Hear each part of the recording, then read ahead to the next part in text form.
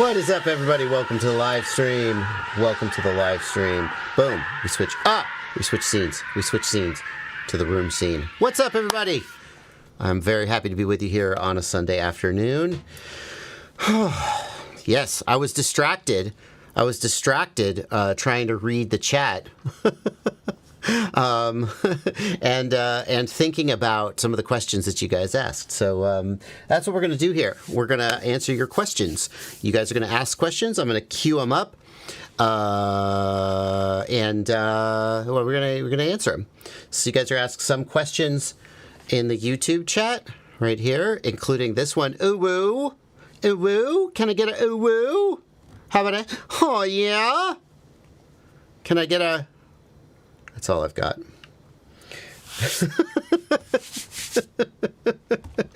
Is uwu still cool? Are we still doing uwu? Is uwu like... It was never cool. You, Blunty, coming out of the blue. What do you got against uwu, Blunty? The same thing everyone else does. Uwu. I do that if I want to make my son is 13. It's the perfect age to go, ooh woo, and he's, and he just runs out of the room because he can't stand the cringe. It's the power of being middle-aged, is you're immune to cringe. And that's teenagers' biggest weakness, is they are not immune to cringe. And Blunty, apparently you also. I feel like from Blunty, from you, I would get an eye roll, but you wouldn't give me the satisfaction of like an actual reaction. That's my read. Yeah, that's fair. Oh my goodness. I was trying to figure out this message. I was trying to figure out this message from Melofon22. That's what I was staring at in the chat. Вітаю, друзі. Дякую за контент. Багато хто тільки на твоїх відосах і вчився. Hello, friends. Thank you for the content. Many of those тільки little the videos. I don't know what it says. Thank you for the message. Thank you for the kind message. Yeah. Instead, what we're going to do is Blunty's going to queue questions up here, and I'm going to answer them. And then we're going to do that for about 2 hours, and we're all going to go home. Or go to Siadi's live stream, as it were. Blunty's going to take the questions from the YouTube chat. Excuse me? 661 FPV, Google Translate. I could Google Translate it, but that would be lame. I mean, that would be just like giving up. Thought is who. Thought is who. Yeah. Okay. Anyway, yeah, Blunty's going to take the questions from the YouTube chat and from the Discord. And especially if you guys leave super chats, hit the $sign right here. And you can leave a super chat. We'll read those a little further into the stream. I always say at the beginning of the stream, if you don't get your question answered during the stream, feel free to email me, jb@joshuabardwell.com. Don't want anybody feeling like they are getting ignored. Just, the stream is so busy, it's not always possible to answer all the questions. It's always possible to not answer all the questions. So, oh no, Siadi is sick. I'm really sorry to hear that. Yeah, take it easy. And get better. So let's start. Let's start with a question. We're going to start with this question. It does come from a Discord channel member. In case you guys don't know, this is my Discord server here on the right side of the screen. Those people are on my Discord server because they're my patrons. They subscribe to my Patreon. And, that means I give them just a little bit of extra attention during the stream. We'll start off with a question from a patron. Can I get audio output if I use the UAV analog adapter using a 3.5 millimeter jack splitter? So here's the UAV analog adapter that they are talking about. This is a little board that lets you use a analog receiver module. We don't have any image of one plugged in, but basically you plug a Fat Shark module into it, and you can receive analog video signals, and then it outputs it on a 3.5 millimeter plug, which you can plug into any AV source that can take a 3.5 millimeter feed. And yeah, if you had the right cable, you could split that and get an audio out. Far be it from me to tell you exactly which cable you need to get audio out, because like one of these is audio and one is video and so forth. But there's no reason you couldn't do that. One for video, one for the earphone. Yeah, in fact, that's a cable that exists. Like, what you would need. Like, let's just go to Amazon and like try searching. Right? Hang on. Switch accounts. There we go. We'll get this account, and we'll get 3.5 millimeter audio video cable splitter. I don't know. So like here is a cable. Yeah. So this is the kind of thing you would want, right? And this is going to take, and I don't know for sure that this is the correct cable, because there's actually different pinouts of this 3.5 millimeter plug. It's not universally true. And I think Fat Shark actually has a non-standard pinout. So like I'm not 100% sure this exact cable will work, but like this will give you the audio left, right, and then you would just need to get another cable to combine the audio. Like you would need to get like RCA to 1/8 or 3.5 millimeter, right? You would need to get something like this, which would convert it back to 3.5 millimeter and like just sort of combine the cables until you got what you wanted. So yeah, 100% you could do that. The main giveaway is, the main catch is that the Fat Shark goggles, for sure, their AV pinout is not the same as many cameras. I remember when you used to have to buy AV cables for Fat Shark goggles, you would need to buy several of them, and some of them wouldn't work, and then you'd find one with the right pinout and it would work, and it was kind of trial and error. I don't know if that's true for this UAV adapter. Maybe they use the more common pinout, but you do want to be aware that like if you find that like you're not getting audio and then like it's the audio and the ground are switched or something like that, then yeah, then that's why you need to figure out the pinout. All right, well hopefully that's helpful. Is there any way to transmit audio when using high definition video? The short answer is no. So audio, analog video transmitters have the ability to transmit audio. And the reason for that is that they're essentially transmitting a television signal, an old analog television signal. And television has the capability to transmit an audio sideband. In fact, it can transmit stereo audio. And so most video transmitters don't transmit any audio, but some of them do. They have a microphone input, or some of them have a built-in microphone, and they'll just transmit that audio to your goggles, and then your goggles can output that over the headphone port. The HD video transmitters don't do that. None of them transmit audio, and there is no like realistic way to get them to do it. The original DJI Air unit had a microphone on it, the big one, not the Vista. It had a microphone on it, and there was, if you rooted it and you installed WTFOS, there was the beginnings of a hack that would allow it to transmit audio back to the goggles. And I don't know if that ever was fully realized, or doesn't really matter because nobody flies the original Air unit anymore anyway. Well, hardly anybody, I would say. And so essentially the answer is no. And you might be thinking, well, what if I could just add some kind of other transmitter? Well, I mean, theoretically, you could add an analog video transmitter to your drone, hook it up with a microphone, and then transmit that signal back to what? To an analog receiver module on your goggles that then outputs just audio? Like, that's pretty cumbersome. Not many people are going to do that. And on top of that, having the two transmitters on your drone at the same time is going to screw things up. Like, they're both going to be transmitting 5.8 gigahertz. They're both going to be high powered. They're going to interfere with each other. Unless you have a fairly big aircraft where you can get some separation between them, that's going to not work really well. So the answer, practically speaking, is no.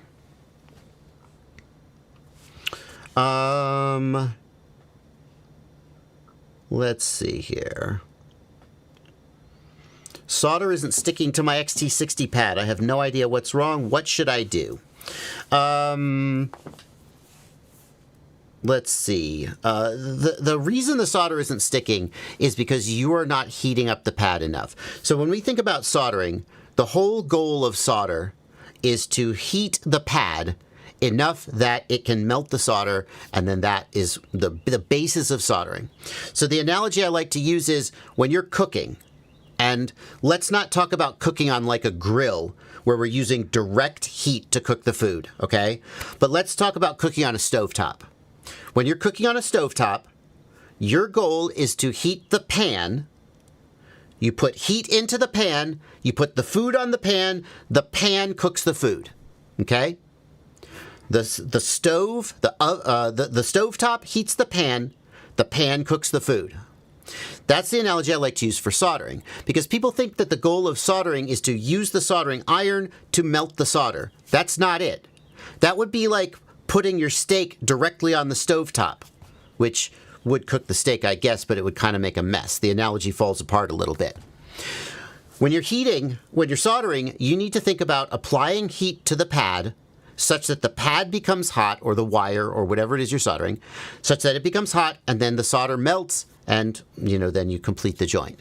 And if the solder isn't sticking, it's because the pad isn't getting hot. Now, the question of why the pad isn't getting hot, that's like saying, I tried to fly an airplane and I crashed the airplane. What did I do wrong? Well, there's like a million things you could have done wrong. Okay? So there we get into, well, you just need a soldering tutorial. But many times people are using an iron that isn't hot enough. They're using too small of a tip so the tip doesn't hold heat. They're using a cheap iron that isn't really capable of managing heat correctly. You don't need a super expensive iron. A good quality, like $40 or $50 iron will more than get the job done. But if you've just got some Home Depot special iron that you bought, maybe it's not really doing a good job. Your iron's tip may be oxidized or otherwise damaged, so that it's not transmitting heat. And then it may be a question of technique. If you simply take a hot iron and apply it to a pad, the pad won't actually get a lot of heat into it because you actually need like some wet solder or flux to help the heat flow. And there's various things you can do with technique about how you apply the iron to the pad and so forth to get it hot. But the short answer is you're not getting enough heat into the pad, and you need to study the things that you could be doing wrong. I have a video that I will share with you. Oh, not that one. Here we go. Most FPV pilots need to watch this soldering tutorial. Most FPV pilots need to watch this soldering tutorial. And it is my 101 soldering tutorial. It's 49 minutes long. I highly recommend that if you have never had any formal training in soldering and you're completely self-taught, especially if you're not getting good results. Like if you're completely self-taught and you always get good results and you have no complaints, more power to you. Whatever you're doing seems to be working, I guess. But if you're self-taught or you're not taught at all and you're not getting good results, strongly recommend working through this tutorial, watching it, paying attention, etc. So, what the hell is this? Teaching Bardwell how to solder 2 years ago. Apparently I pissed somebody off on the internet. Okay. I'm going to alleviate this whole thing here with everybody saying you got to heat your pads up or you got to use crazy high temperatures. And it's all wrong. This is why new people are screwing up the boards, because they're listening to you guys tell them use all this heat and you do need heat. You don't need crazy high temperatures. You don't have to. I've never advocated for crazy high temperatures. You can use high temperatures if you have the skill to accomplish the joints without damaging things, and you do go faster if you use high temperatures, but only if you have the skill. You don't need high You temperatures. put heat on the board? No. Wrong. Yes, you heat the board. Yeah, absolutely. Now, he's going to show you a way to do it where you don't heat the pad directly and you do it some other way. It is possible to do it that way. But if you don't get heat into the pad, you can't complete the joint. Knob all the way down. Knob to 3.5. Oh, 3.5. No super high heat. 3.5. How many degrees is that? Is your heat super high? We just have no idea, do we? Because you're not using a temperature-controlled iron. And that's fine. You can get great results with a non-temperature-controlled iron. But it is, how hot is that? We don't know. Okay. 3.5. Oh, I'm salty. You tin your tip. Yes, Like normal. Correct. Okay.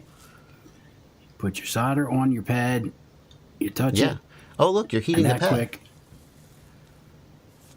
you're tinned. Yeah, that's gonna work for a tiny little PDB like that, but that exact technique isn't gonna work for a big XT60. Maybe for tinning. You're gonna need to apply more heat in order to get a big XT60 No pad burn your to stick. fingers. No excess globby rosin all over the place. It's unnecessary. Again, tin your tip. Set your solder on your pad. Yeah, that there's quick. nothing wrong with that technique. And I you're mean, tinned. I like to feed. Okay?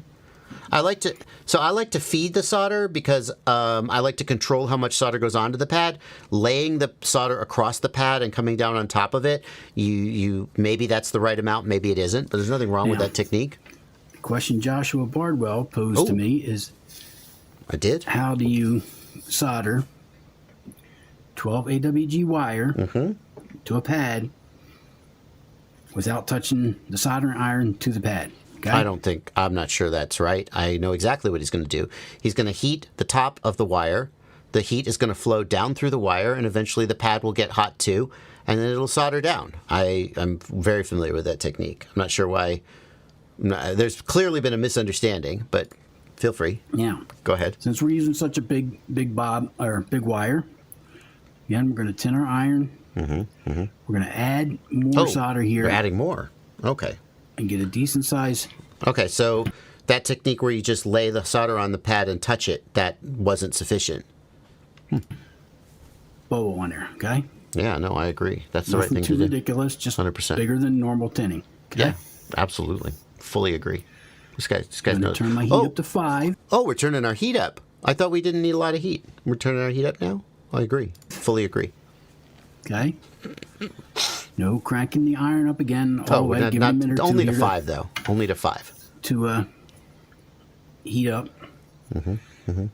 What happens is with these irons, you got to have a fast recovery iron. If you don't have a fast recovery Agree. iron, Fully you're agree. not going to be able to do it. And that's where everybody struggles. They buy these cheap ass Fully agree. Radio Shack 10-watt irons, 15-watt irons. They're not fast recovery.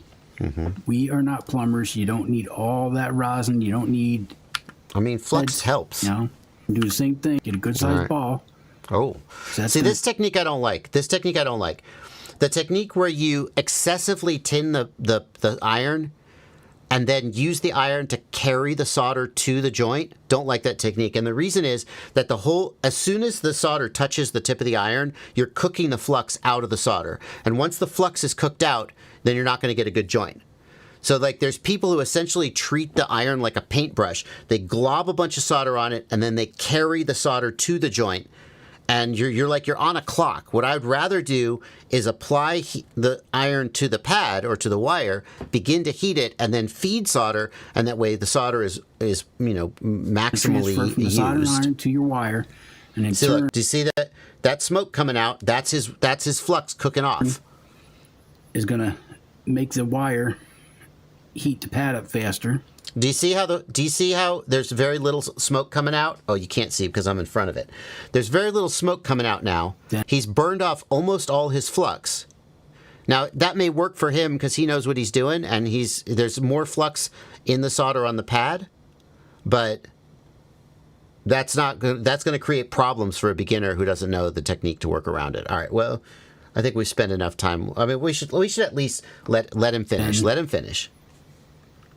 See, no smoke. There's zero flux in this solder. This solder is, well, if there weren't flux already down here, this solder would be useless and it would not work correctly for a If you beginner were- who didn't already know what to do. Sitting That there solder heating is everything up like useless. you do, okay, so let the solder do the work. No, do you see? Do you see how it's sticking to his iron tip? That's because there's no flux. Okay, here we go. You'll heat through the wire. It will. You'll feel it relax. That's true. Still, there's no flux in that joint. Like you see no smoke here. There's Pad very won't little get flux in super, that super joint. hot. That's going to create real problems for someone who doesn't have impeccable There, you technique. see that? Just relax. Did you see it stick to his tip? Not A ideal. second to cool. Let's see that joint. Don't Close blow up, on please. Close up, please. Give us the close up. Show us the. You gonna show it? Let's focus the camera. Focus. There you go. No, I can't see shit. You can't see shit. I No have cold no idea joints. if that's a good No joint. heating up the board. Yeah. All right.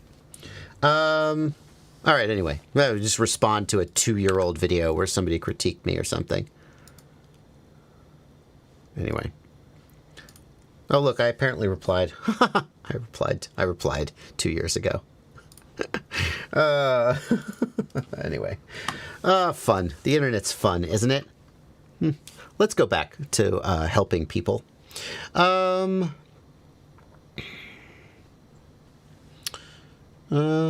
going to do the super chats real soon. Did you do track 1 of Race Scout 3? I haven't yet. I will, but I won't. It's too late to submit an official time. That's okay. I will be doing it, though, just for fun. How do I map buttons on the Radiomaster Boxer from Gray FPV? What you need is this video.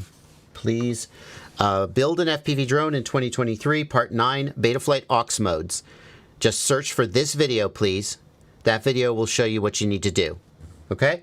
I'm not going to dive into the details here on the live stream because I feel like diving into technical stuff like that isn't necessarily the best use of everyone's time. Rather, me spending 10 minutes responding to a soldering criticism from 2 years ago. That was a good use of everyone's time. Oh, I feel like that was probably entertaining, at least, I hope. Yeah, that's the video you need. All right, let's do super chats. Serendipity, love the username. Did you leave a question? Oh, crap. I just crashed the fucking... Okay, that didn't work. Oh, okay.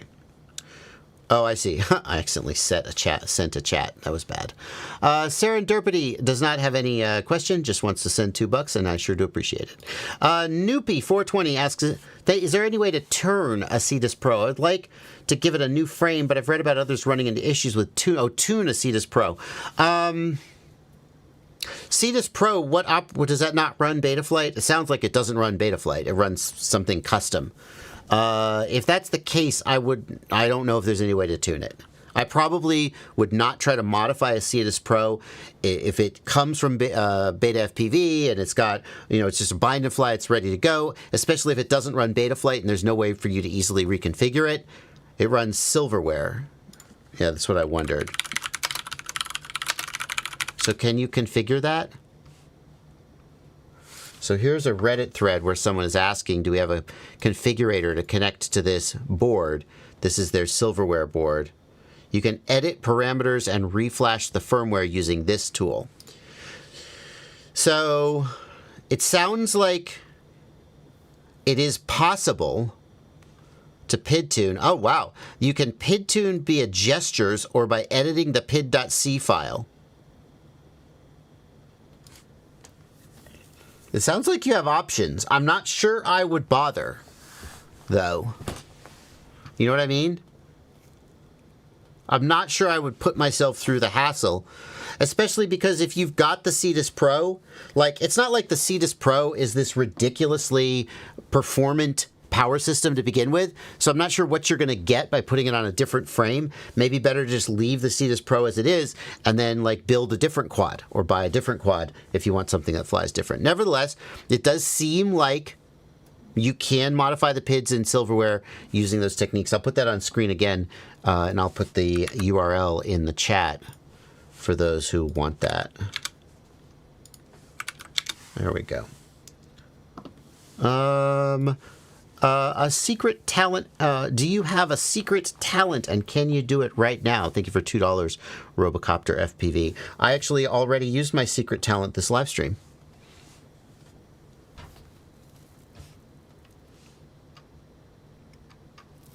I used it at the beginning of the live stream.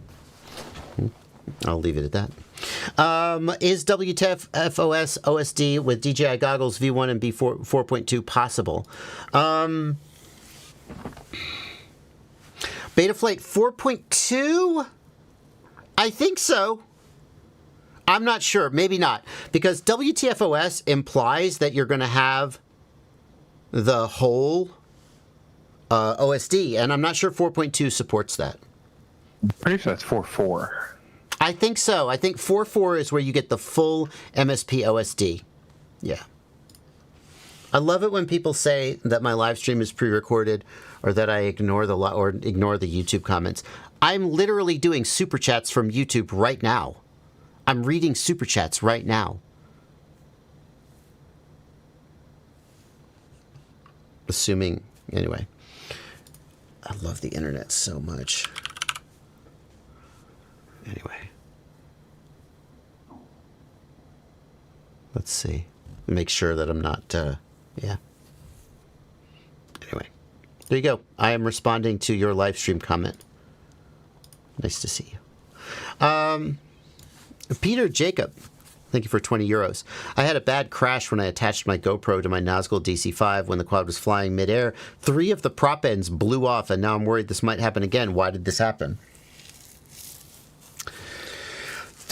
Peter Jacob, the number one cause of a prop that spontaneously explodes is you over-tighten the prop nut. The prop nut needs to be tight enough that the prop cannot spin against the motor bell, but not much tighter than that. If you over-tighten it, then it can explode.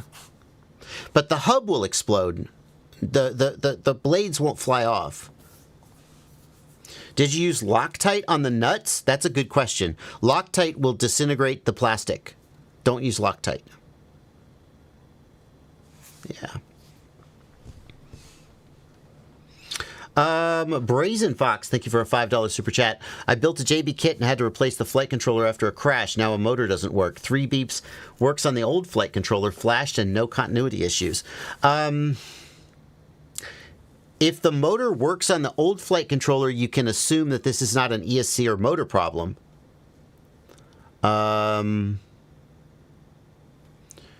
So there's something up with your new flight controller. Presumably it's not a hardware issue. I guess one thing I would do is I would pull the plug out and look into the plug housing for the ESC and make sure the pins are not bent to the side or crushed or deformed. That is a thing that happens. If you put the plug in and it's a little bit crooked, it can squish one of the pins. Yeah, Blinty. A little confused because you say 3 beeps, but do you mean 5 beeps on 3 motors and 3 beeps on 1 motor? Right? That's a little Fair. weird to say 1 motor isn't working, but say you have 3 beeps. I just want to confirm what we're actually talking about. I assumed he meant that the non-working motor had 3 beeps. Yeah, he said that's correct. Okay. Yeah. So yeah, I mean that's certainly a software issue or the pin is bent, right? That's all it can be. Yeah, pretty much. And there are targets that have problems with 1 motor on them. That has been the case before. Make sure you're using the latest version of Betaflight and maybe Google for your target to make sure. And I mean, flashing the Xylo Stacks target, that should be pretty maybe you selected the wrong target. Like, is there a V2, for example? Sometimes with some targets, there's like a V2 that can be confusing. So hold on, let's look.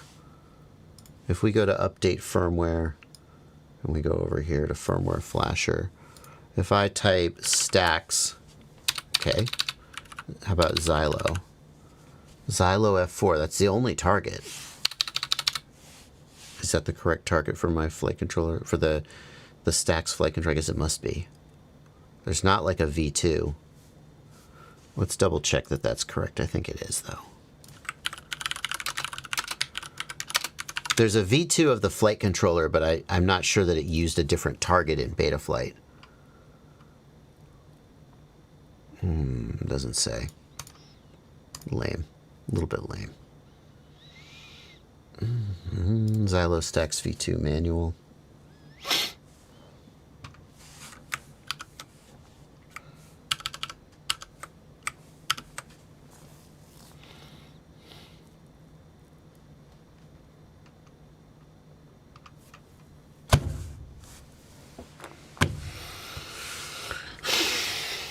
It's the correct target.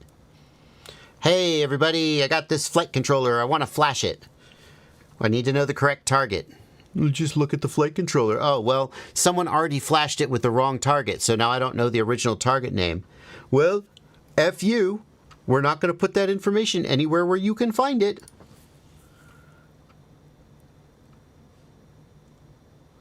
Nope, you're just out of luck. Just guess. Just cross your fingers and hope.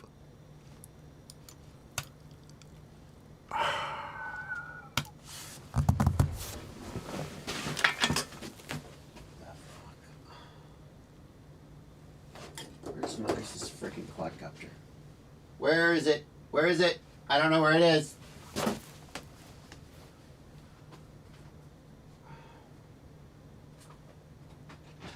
There it is. Oh. If manufacturers kept their and by the way, I say this as someone whose website is miserably out of date. But I'm not selling you any product, you know. So that's my excuse. If FPV manufacturers kept their websites up to date, I would be out of a job. Half of what I do is just figuring out shit that should be on the manufacturer's website to begin with. Yeah, okay, so it's Xylo F4, and there is no alternative like Xylo F4 V2 that you could have accidentally flashed. Make sure you flash the right target, and then if that didn't work, like theoretically, you could have done something in the configuration to screw up the motors, so maybe reflash it just to see, but it should work. Grinning Golems asks, how do you disable air mode in Betaflight? What you do, we'll go back to Betaflight here. What you do is you go to the configuration tab, you turn off permanently enable air mode. Okay? When you do that, then in the modes tab, there will be an air mode mode. The air mode disappears if air mode is permanently enabled. In the air mode will allow you to turn air mode on and off. And by default, the air mode isn't enabled at all, so air mode is off permanently. That's how you do it.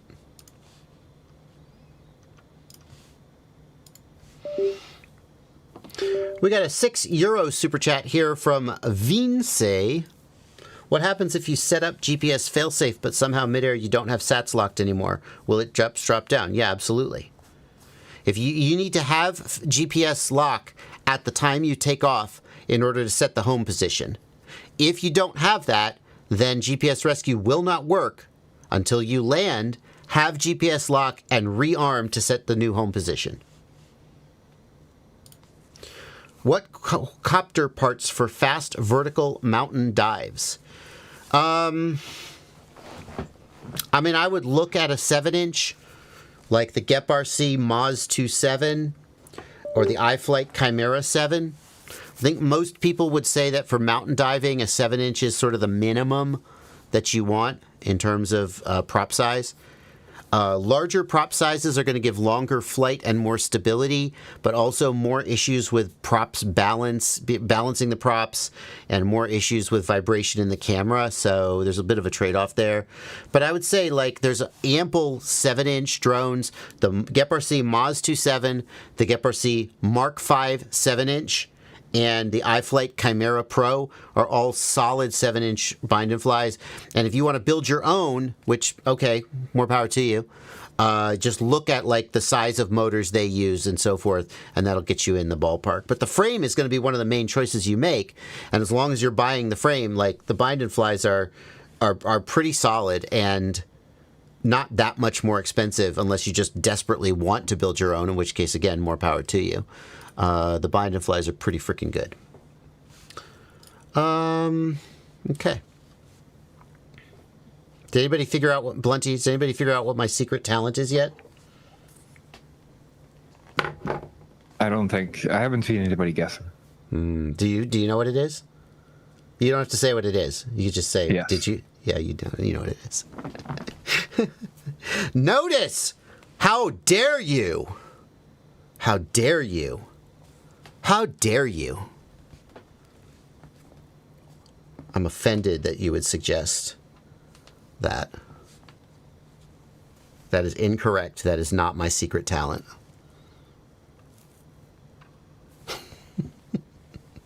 Typing 1,000 words a minute. I do type quickly. I type very. I probably. I don't know what percentile I'm in. I did not speak Russian. I did not. I do type pretty quickly. I don't know what percentile I would be in. I would guess I'm in the top 80% of typers. But that's not a secret talent because you guys know that. I wonder if I can find one that'll give me. Is it time to do a typing test again? All right, here goes.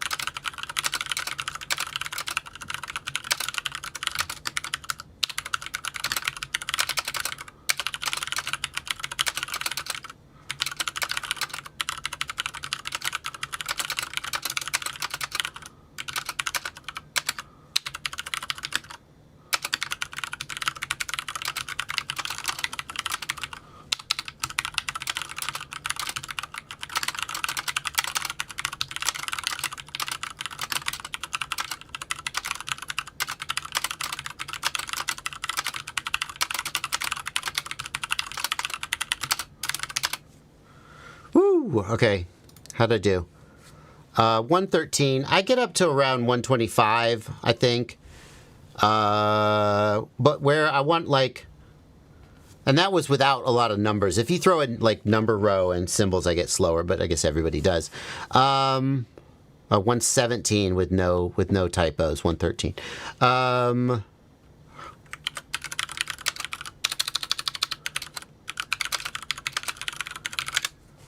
Like typing speed statistics. Let's see.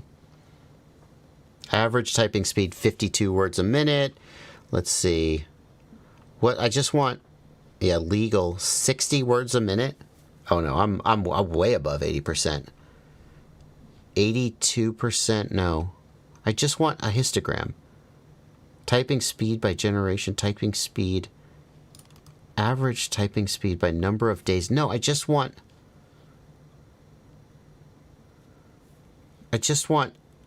I want a percentage. Who can figure that out? Okay, I'm not going to spend any more time on this. Somebody in the chat, what percentile am I in if I have a typing speed of, say, 115 words per minute? Somebody in the chat figured out. I'm curious.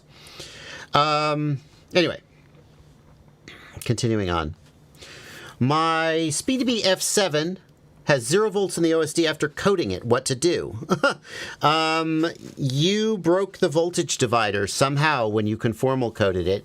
Thank you for 5.99 euros. I don't know what to tell you. So first of all, hang on. Let's make sure what you broke. Go in the Betaflight Power and Battery tab. Go in the Betaflight Power and Battery tab and see if the Flight controller is reading the voltage correctly. If the Power and Battery tab says 0 volts, then you broke the voltage divider. The flight controller doesn't know your voltage. If the power and battery shows the correct voltage, but the OSD shows 0 volts, then it's the communication between the video transmitter and the flight controller that's broken. For example, maybe you got some conformal coding in the plug and the UART isn't working. The answer probably is to get some acetone and try and clean the conformal off, but be aware that acetone can like soften the plastic of the plug and may screw things up. This is going to be a tricky one to fix, unfortunately. AH4 Quad 6 says top 0.33%. Is that accurate? That's I would not have guessed it would be that high. There you go. Well, maybe that's it. Maybe that counts as a secret talent, because to be that high up, like you go, oh, I type fast, but if you're really in like the top 1%, that's pretty ridiculous. Okay. Cool Cat, thank you for 50 Polish zloty.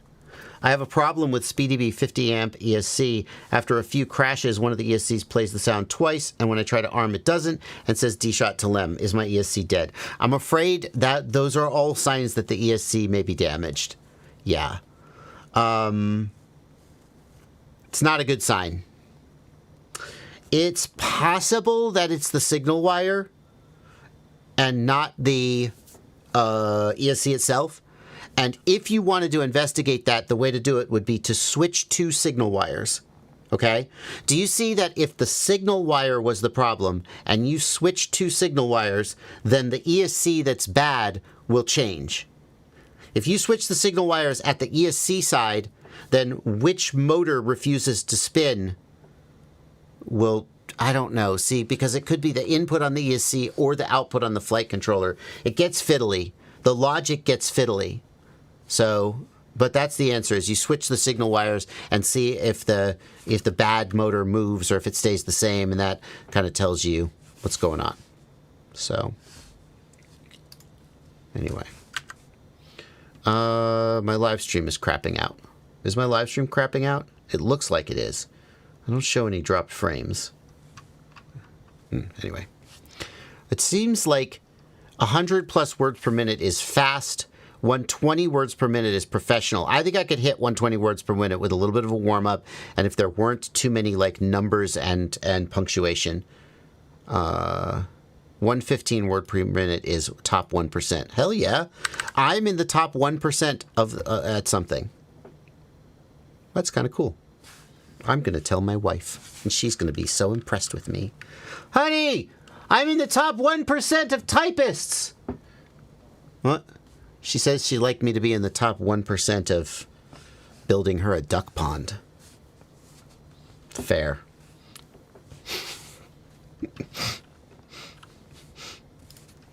Favorite Tiny Whoop flight controller? I don't know. The Happy model. All in one. With the Express LRS and the VTX built in. I don't know.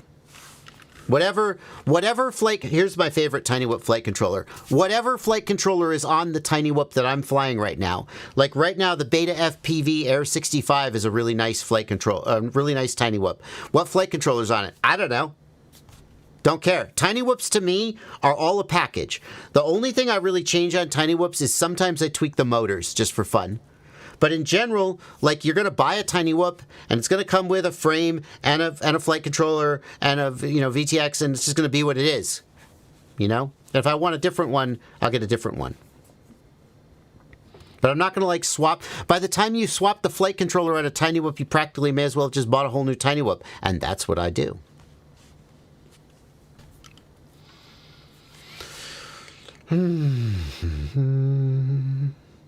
Captain Bry says the Beta FPV Air puts out 1 watt on the lower VTX frequencies.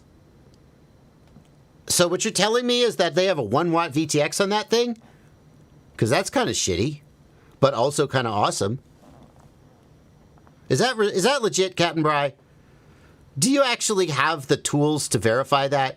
Do you know how to run a spectrum analyzer, Captain Bry? Because I don't think you should make those claims if you can't verify them. I'm being sarcastic. Callie FPV, thanks for a $5 super chat. I just want to warn people that ESC manufacturers are labeling the packaging BL Heli 32, but I have already received 2 that ended up being AM 32. Callie FPV, you say that like it's a bad thing. It seems to me like that's a plus. Why wouldn't, like, I would rather have AM 32 these days than BL Heli 32. So, like, but I agree the packaging should be accurate, right? That's annoying. Dionkin says, my Super X AIO turns off mid-flight. Video is on my YouTube.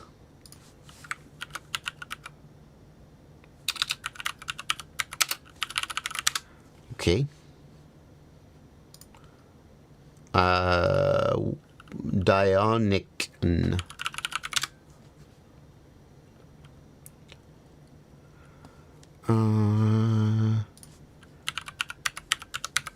Dionican. There we go. Gap Hunter. Dionican.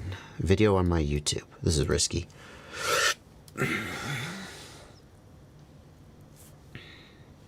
Happy Model Super X issues. Okay. Let's look at these issues. I'm just going to fast forward until we find the problem. There we go. What happened? So if we watch, he's flying, he's doodly doot, and it resets and falls out of the air. Okay, what do we know?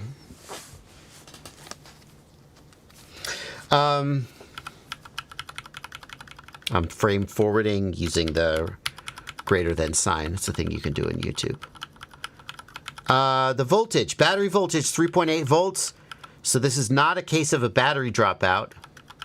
And as we continue to watch the voltage, it drops 375, 376, but it drops to 366 is where the breakup starts, 362, and then it shuts down completely. Video turns off. So this is not a battery dropout. As long as we assume that the battery voltage is calibrated accurately, which it probably isn't so far off that we're at like 3.2 volts and it's reading 3.6. That's probably accurate. So it doesn't sound like we have a problem with our battery or our power supply.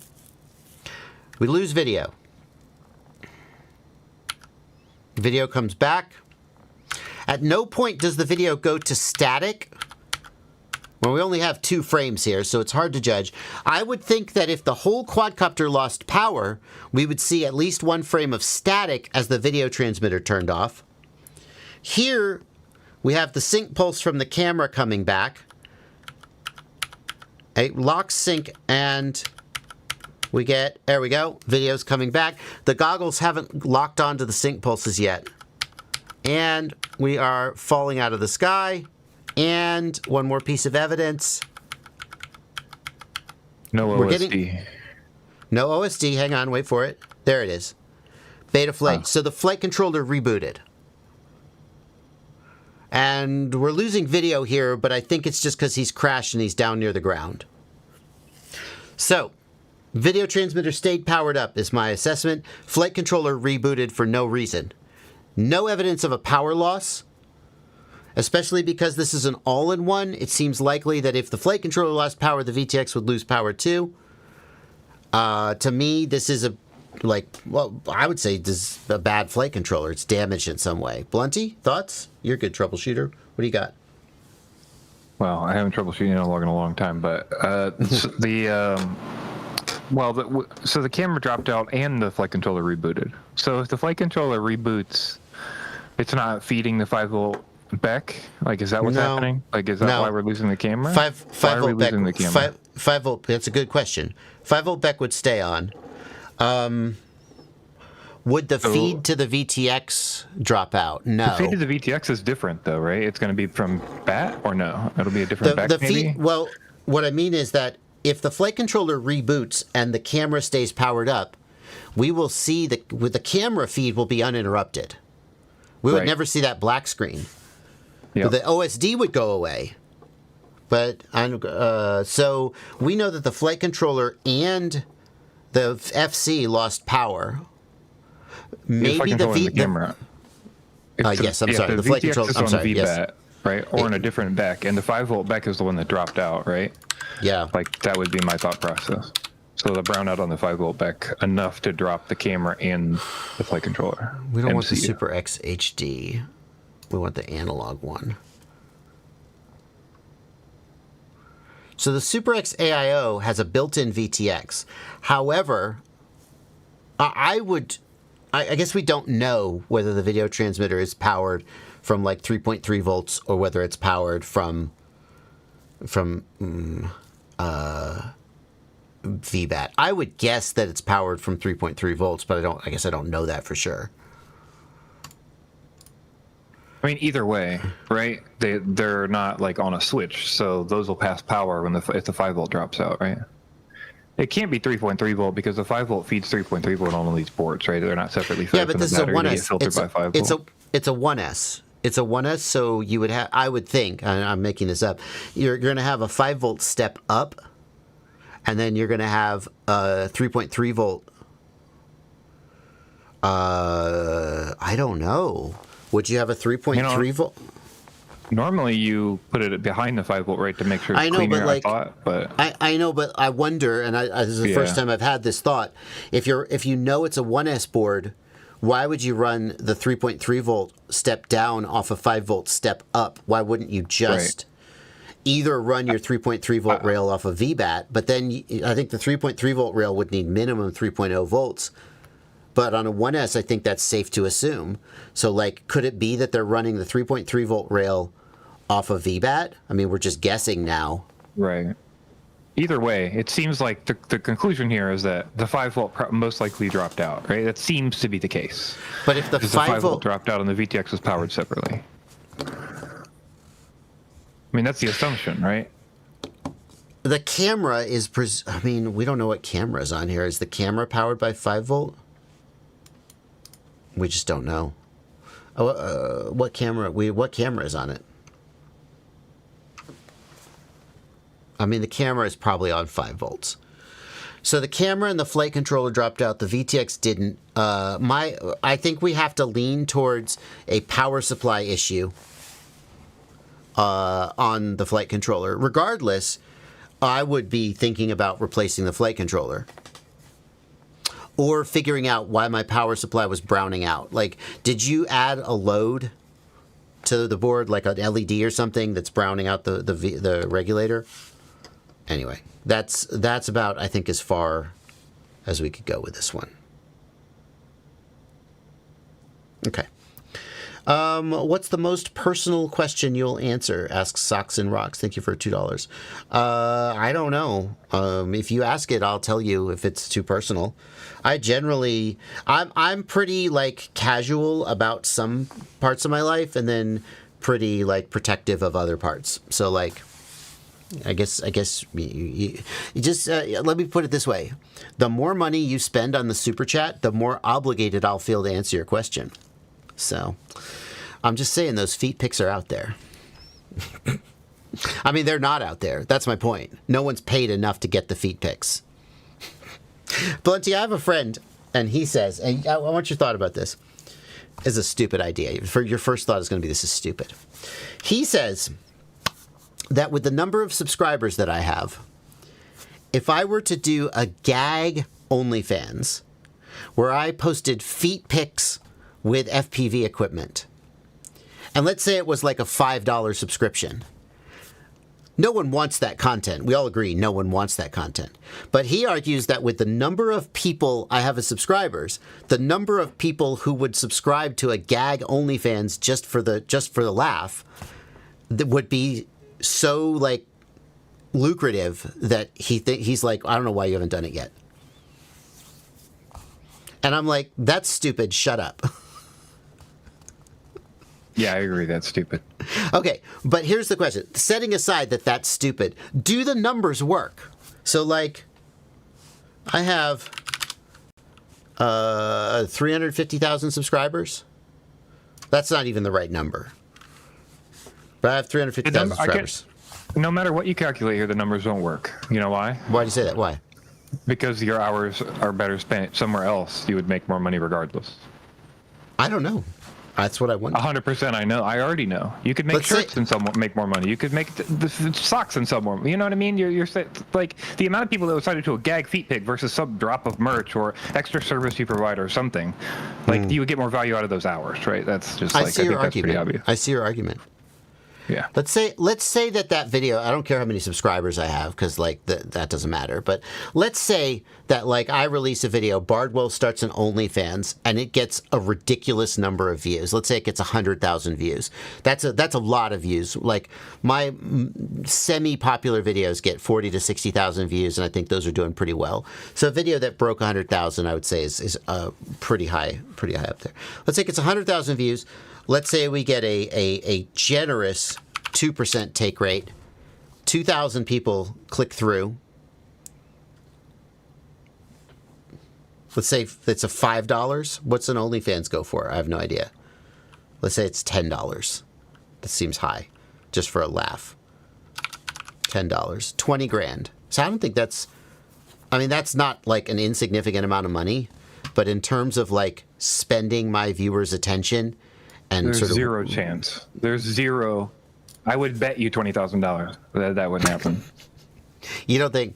I think that's the high end. I don't think it would exceed that. So, This math is really simple. I shouldn't really need to calculate it. Let's say it's a 1% take rate. 1,000. Let's say 1,000 people click through and buy. I mean, that'd be 10 grand. I don't think it would make 10 grand. I think that 1,000 people might click through, go ha ha, and not buy it.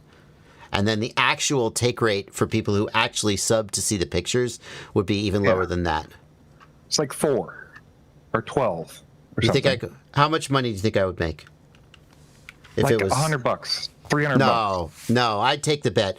It would exceed $300 for sure. Anyway, but I agree. My actual argument response to him, he's like, "You'd make 50 grand," and I'm like, "You are vastly mistaken about how many people would buy this." He thinks it's hilarious.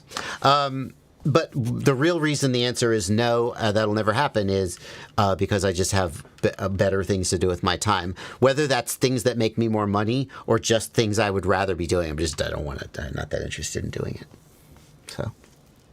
I think Anyway. 661 says if it was $100, it's worth it. I think you have your priorities incorrect, sir. 661 FPV. If you send me $100, I'll put my foot next to a drone and send you a picture of it. For $100, I feel like that's fair. A poll is meaningless. Putting up a poll is like taking pre-orders on a Cybertruck.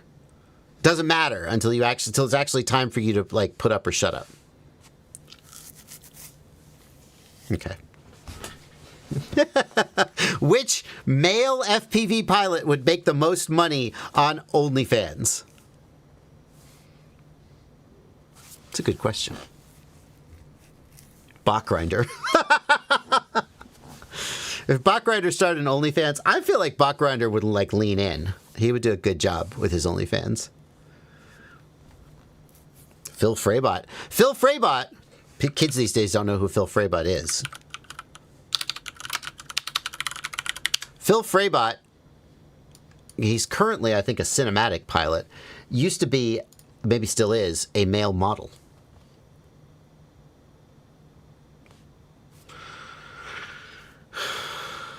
Phil Fraybot is a handsome man. There's Phil right there. But oh my God, he's unreasonably handsome. Wow. I don't think it's just pure handsomeness that makes people be attracted to, maybe I'm wrong. Okay, never mind. It's Phil. I'll take it back. Phil Fraybot, I want to sign up for your OnlyFans. You stared into my soul there, and I felt something awaken inside of me. Jeez, I didn't realize he was that good looking. Okay. Moving on. Alphonse Simon. Plenty, that's going on the Livestream Clips channel, isn't it?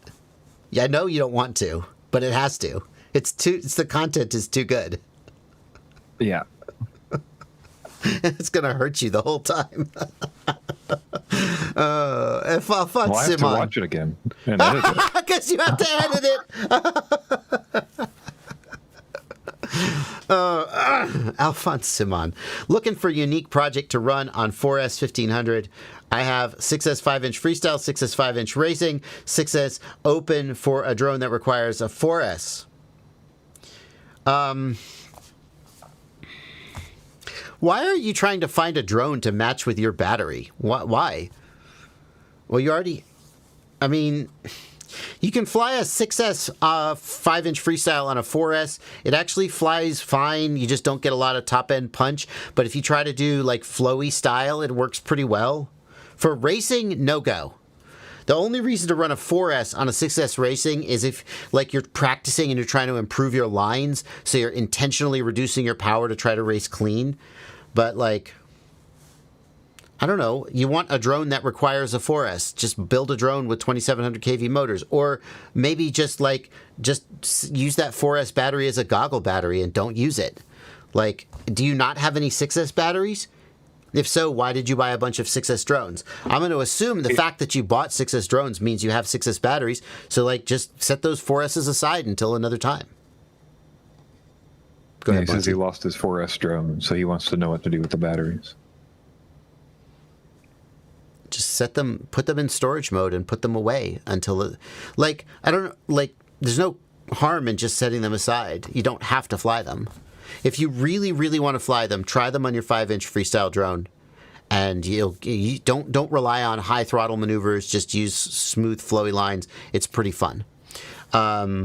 Or get some 2700 kV motors and swap them out.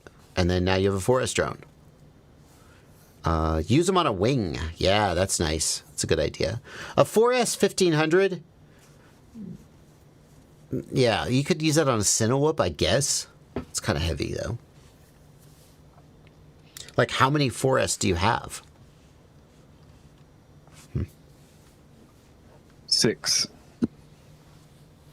Captain Bry with the real answer. Make an 8S battery. Yes, Captain Bry. That's the best thing you could do with your 4S batteries. Build you an 8S drone, build a series adapter, and fly 8S. Yeah, that's the money right there. That's why you're the smart guy, Captain Bry. Scott Maltby, thank you for £5 super chat. Again, we're sorry. It's normally I would be done with the super chats by now, but the super chats just keep coming in. I assure you, I will get back to answering the regular questions, but as long as super chats are coming in, I kind of got to answer them. That's how it works, and so I will keep reading super chats as long as they come in. And apologies to the folks who, again, you are more than welcome to email your question to jb@joshuabardwell.com, and I will answer it. You just won't get the pleasure of hearing me answer it on the live stream. Some people would say that's an extra. Like, I mean, I don't have to listen to him ramble? Building up the 3DP Titanium Gemini FPV wing, going with the O3 and FPV goggles too. What do you suggest on antenna for the air and goggles side? I would just start with the default antennas in the O3 and the G2. Everybody wants to upgrade shit, and I think that there's, that's fine. But, at least try the default antenna before you spend the money on an upgraded one. Do you know for a fact that you're not going to get the range you want off the default? Or are you just, upgrading for upgrade's sake? Far be it from me, a YouTube influencer, to tell people not to just wildly spend money. But, especially because, if this was a set of analog goggles where the factory antennas were kind of shit, and you know you're going to buy aftermarket antennas anyway, then I'd be all about it. But the range on the O3 and the G2 with the stock antenna is pretty freaking exceptional. Now, it may not be what you need, but I would at least give it a try. It's better than you think. And the other thing is, upgrading the antennas on the G2 is a pain in the ass. Yes, the G2 have removable antennas, but the aftermarket antennas are kind of clunky. And so especially with the O3 and the G2, I go out of my way to not upgrade the antennas unless I absolutely need to. Matthew Moreau, thank you for €5.99. I want to connect Express LRS receiver to an Omnibus F4 3S. It's now FlySky with 3 wires. LRS has 4 wires, and I don't want to mess it up. I need advice for connecting it. So the way to wire up Express LRS. It's not that complicated. You can do it. FPV drones have been... Let me find you the video I'm looking for. Hold on. Come here. Oh, there we go. Let me find you the video I'm looking for. If you go... I think it's this Express video. LRS... All right, Bardwell. Take it easy now. I'll turn that volume down. Where do we solder the RX wires to the flight controller? Okay, so this video and this timestamp shows you how to solder an Express LRS receiver to your flight controller. Okay? Receiver connection to flight controller. Is that it? Next, I am going to give these guys a little bit of a twist. Yeah, okay. Mount the RX in the quad, solder. So you would want to start with solder the wires to the ELRS receiver. Oh, no, start here. This is where you should start. Start with ELRS receiver pinout, solder the wires to the ELRS receiver, etc., etc. You go through all these steps, and then all the way through, solder the wires to the flight controller. Now, you're not using the same flight controller I am. So you will have to look at your flight controller, and you will have to find a 5-volt, a ground, a TX, and an RX. But the process is the same. I'm going to paste this in the chat for you. This is a question from Matthew. Moreau. There you go. And hopefully that is what information you need. Thank you for Super Chat. Do you shape... $2 is not... I see we're going for the personal questions. Socks and Rocks. $2 is not enough to get me to answer that question. It's going to cost you more than that to find out if I shave my downstairs.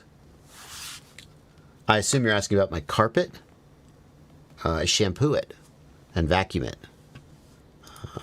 Lucid 3D, thank you for $7 Canadian. This is a bad trend. I'm looking to get an analog VRX to connect to OBS for live rips. What are the options besides a SkyDroid or Eachine USB module higher quality? Lucid 3D, it sucks, but analog to digital, there is only really one great answer for analog to digital. So what people have done in the past is they get an analog module and they get a CVBS capture device. I may still even have one. Hold on. Shit. They knocked that over. I believe that somewhere in here I still have this damn thing. No, I don't. Wow. Okay. Well, there you go. So I'll find a picture of one. So don't do this. This is bad. This is the wrong thing to do. So what people will do is they'll buy something like this, okay? And they'll plug their analog module in here, and they'll plug this into an HDMI capture card. And it doesn't work well because the FPV analog signal is so crappy that this module can't lock onto it. The goggles that we have are specially tuned to respond correctly to a crappy analog signal where the sync pulses are constantly getting disrupted. This guy, the second the signal gets weak, it just goes to blue screen and you lose signal. So these don't work well. What you need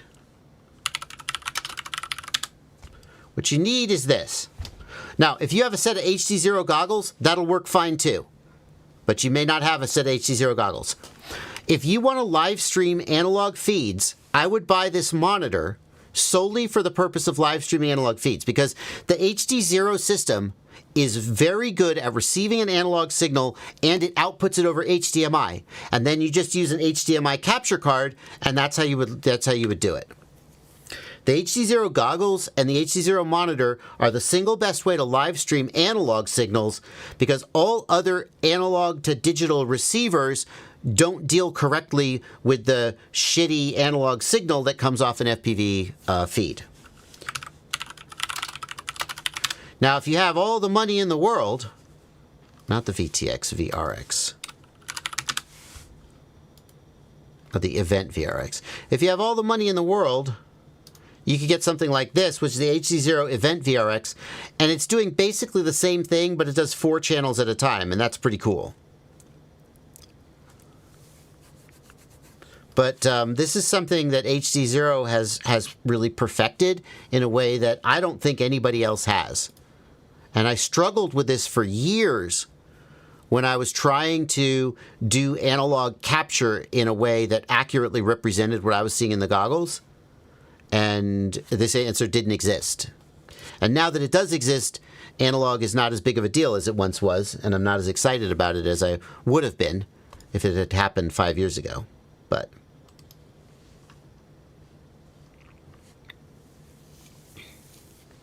yeah, there's certainly some irony, as Black Jungle points out. There's certainly some irony in the fact that HD0 wanted to make this awesome digital FPV system, and they made what they meant to make, but it turns out that also it's one of the better analog systems out there. So, there you go. Habe, thank you for a €5 super chat. What Agile 2S, 3S Cinewhoop for filming on a basketball court? Walk Snail or HD0? Thinking of Moonlight instead of Action Cam. Your thoughts? Yeah, the Moonlight, so the Cinelog, or no, the GoFilm 2.0. If you're thinking that direction, I can recommend the Caddx GoFilm 2.0. In fact, I'm going to give you an affiliate link. Haha! There's an affiliate link if you want to go buy it. That is at... Boom, there's an affiliate link for you. Go, give me my cut. I did a review of this. I was reasonably impressed with it. The video quality from the Moonlight is, you know, there are things you could nitpick about it, but it's okay. And it flew pretty. I was impressed with how it flew and impressed with its durability. Having said that, you will fly it, you'll break it on your first flight out, and you'll go, Bardwell misled me. How dare you? But I can only speak for my own experience, and that is what it was. Humaid Al-Ali. Thank you for 36 AED. I'm not sure what the AED are. What's with the new technology using fiber optic on drones that gives you zero latency and range while getting afraid it will disconnect? How can we do it? Humaid Al-Ali, I don't know a lot about this. I have heard stories about people running a fiber optic spool off the back of their drone, and then, like, then you don't have a problem with range because the fiber optic cable carries the signal. It doesn't make a lot of sense to me. Because, like, the whole time you're flying, you're playing out this little microfiber of fiber optic cable. So, like, then what? Do you just, like, what do? Do you just, like, reel it back in again? How do you get it out of the trees? Like, it's like you're toilet papering your own yard with fiber optic cable. You would only do this in a world where you didn't care about the fact that you were leaving fiber optic cable all over the landscape. And there's certainly potential for, like, if you do a sharp turn or a yaw spin or something, you're going to get tangled in the cable or cut the cable. Like, I can see a million ways that this could go wrong, and it's clearly not intended for, like, a typical hobbyist or somebody who's out there flying. So then who is it for? Oh, Druhi. No comment. Black Jungle. Thank you very much for the help in the emails. How would I go about making a switch on my radio, make it so that the yaw and roll axis get assigned to different channels? Black Jungle, in the past, the way that the guy did what you were trying to do is he used the camera up tilt. So what Black Jungle is trying to do is he's trying to make a drone that flies like a drone, but then it transitions to forward flight with a wing and it flies forward. And so you need the yaw, the roll axis will switch when you transition to forward flight. What he did was he used the FPV camera angle setting. So if you set the FPV camera angle to 90, then it will switch roll and yaw. And Black Jungle, you're a smart guy, so I think I don't need to explain it any more than that. But for those who don't know, this FPV camera angle setting adjusts the mixing of the roll and yaw axis to make the camera angle feel like it's lower than it is. Okay?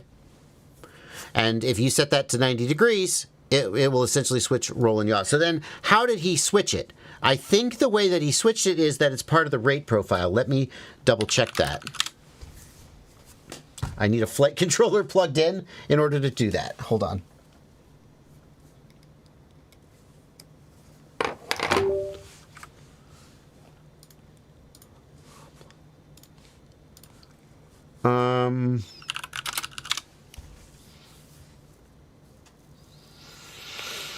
So I'm just going to do a dump, and then I'm going to look in the dump and see what's where. Zoom in.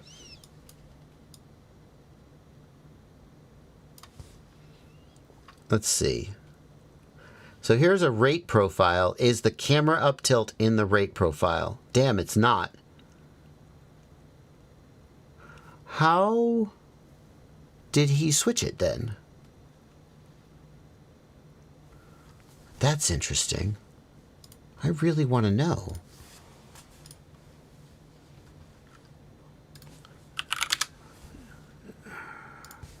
I don't know why I privated this video.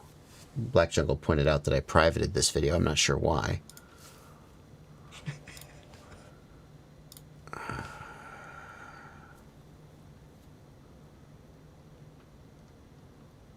It takes off vertically, then transitions to forward flight in the air. Do I show how it does it in Betaflight? It has 2 cameras.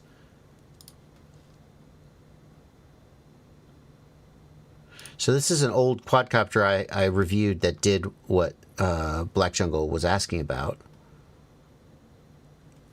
It takes off vertically, then transitions to forward flight in the air. But how? Oh, I should look at the transcript.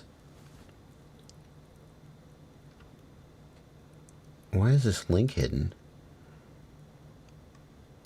Oh, that's probably why I privated the video. For some reason, they think that this website is... Okay. Malware-tastic. That's probably why I privated the video. Where's the transcript? Transcript. Show transcript, please.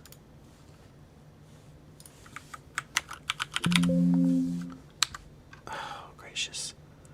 I wish I could just download the whole transcript.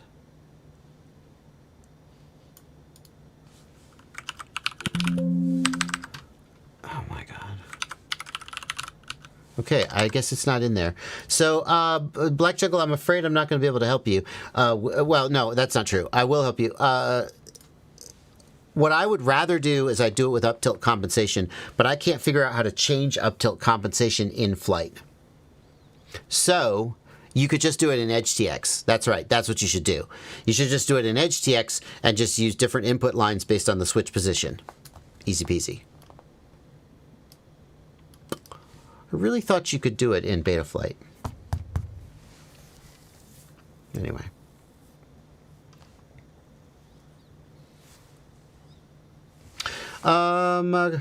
Tyler Volker crashed my drone and a branch hit the HD0 Freestyle VTX update plug and broke off a couple of pins. Can it be repaired? You got to ask HD0 about that. I don't know. I don't know. I couldn't say.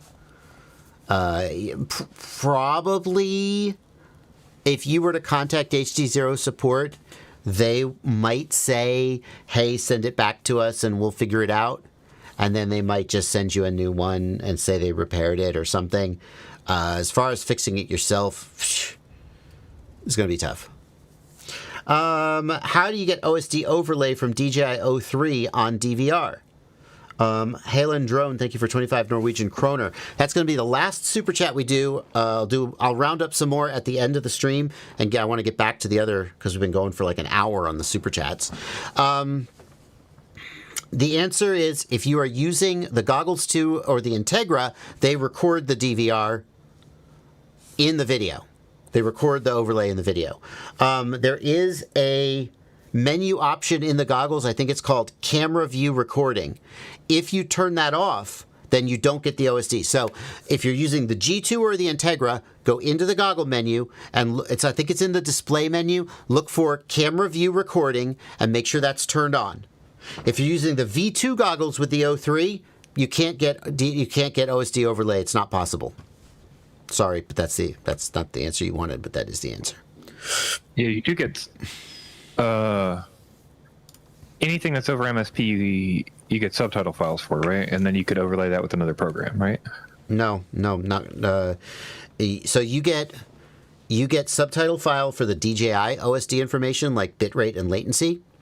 Oh. If you're using the Vista with WTFOS, then you can get a subtitle file, an OSD file that you can overlay with a third-party tool. But if you're using the O3, then I don't think there's any way to get the full subtitle file because the O3 assumes that it's working with the G2, and the G2 can re-encode the video and render the OSD into the DVR. But when the O3 is used with the V2, it does not record the OSD subtitle file. The V2 can't re-encode the video, and there is no WTFOS because the O3 partition isn't rooted. So I think you're just out of luck on that one. I think I've tried to find an answer for this, and I can't. When the O3 is used with the V2, you do not get DVR recorded, is my understanding. It would be great if DJI would implement that, but they have not, and probably never will. Okay. Continuing on, let's go back to the regular chats. And we'll get some more super chats before the end of the stream. Thank you guys so much for your generosity with the super chats. I do want to reiterate, if I didn't get to your question, we currently have 25 questions queued that aren't super chats. I'm going to get to as many of them as I can, but if I don't get to your question, email me, jb@joshuabardwell.com. I am here to help. Well, mostly. Here's a question from Just Mo in the Discord. I have a problem with my 5-inch that I've been trying to figure out for months. When I arm, the motors make a grinding sound and my quad jumps a bit. When I take off, it shakes violently, then it flies okay. You have a gyro problem. Your problem with your gyro, or you've cranked your D term in your PIDs way too high. That's what causes that. Something's hot. Unplug that.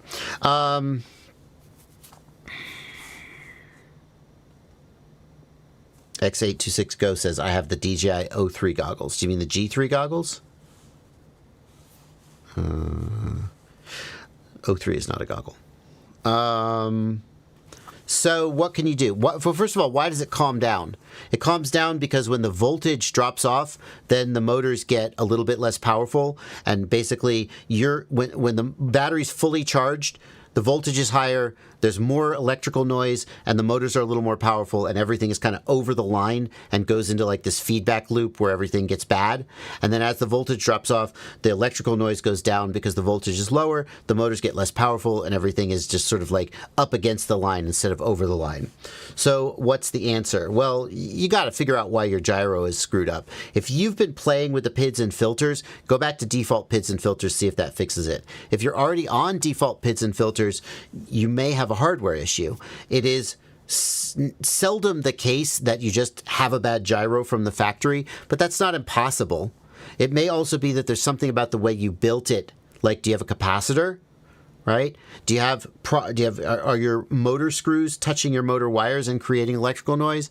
Do you have something touching the flight controller? There's various things you can do to affect the noise that the gyro gets. But like, it could just be a bad gyro on your flight controller, and you may need a new flight controller.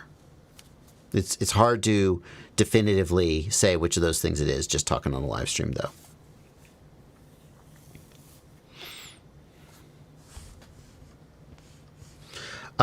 Cody Collins, when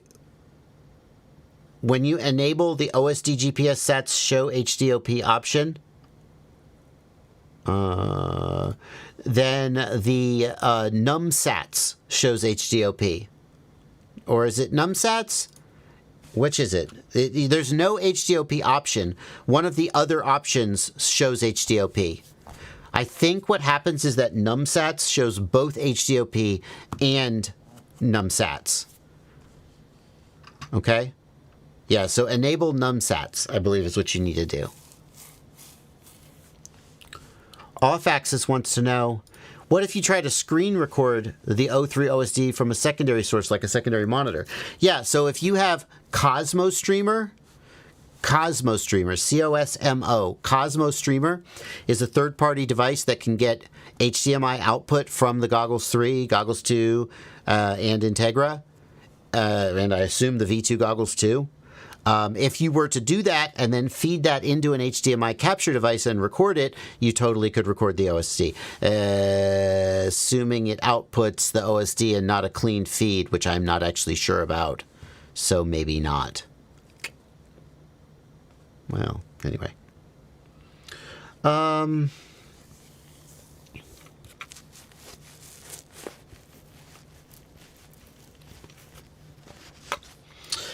Sean Sandipatin. I do voice calls. There is a Patreon tier on my Patreon where you get a 1-hour voice call once a month. And you can sign up to it's $200. Well, there's 4 slots at $100 and 4 slots at $200.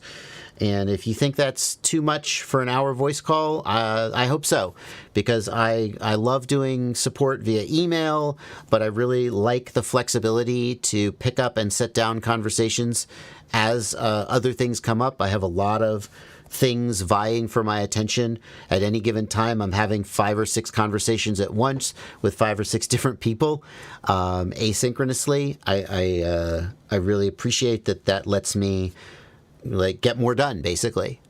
So when someone says, hey, I want you to sit down and pay attention only to me for the next hour, I don't like that and I don't want to do it.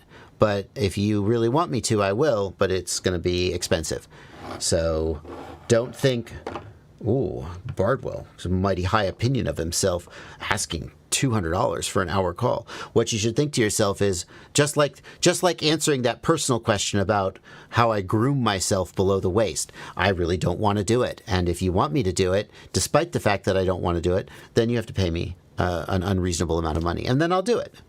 And I'll wholeheartedly do it with a smile on my face and every bit of sincerity. But I'd rather not. So that's why it's priced the way it is. FYI.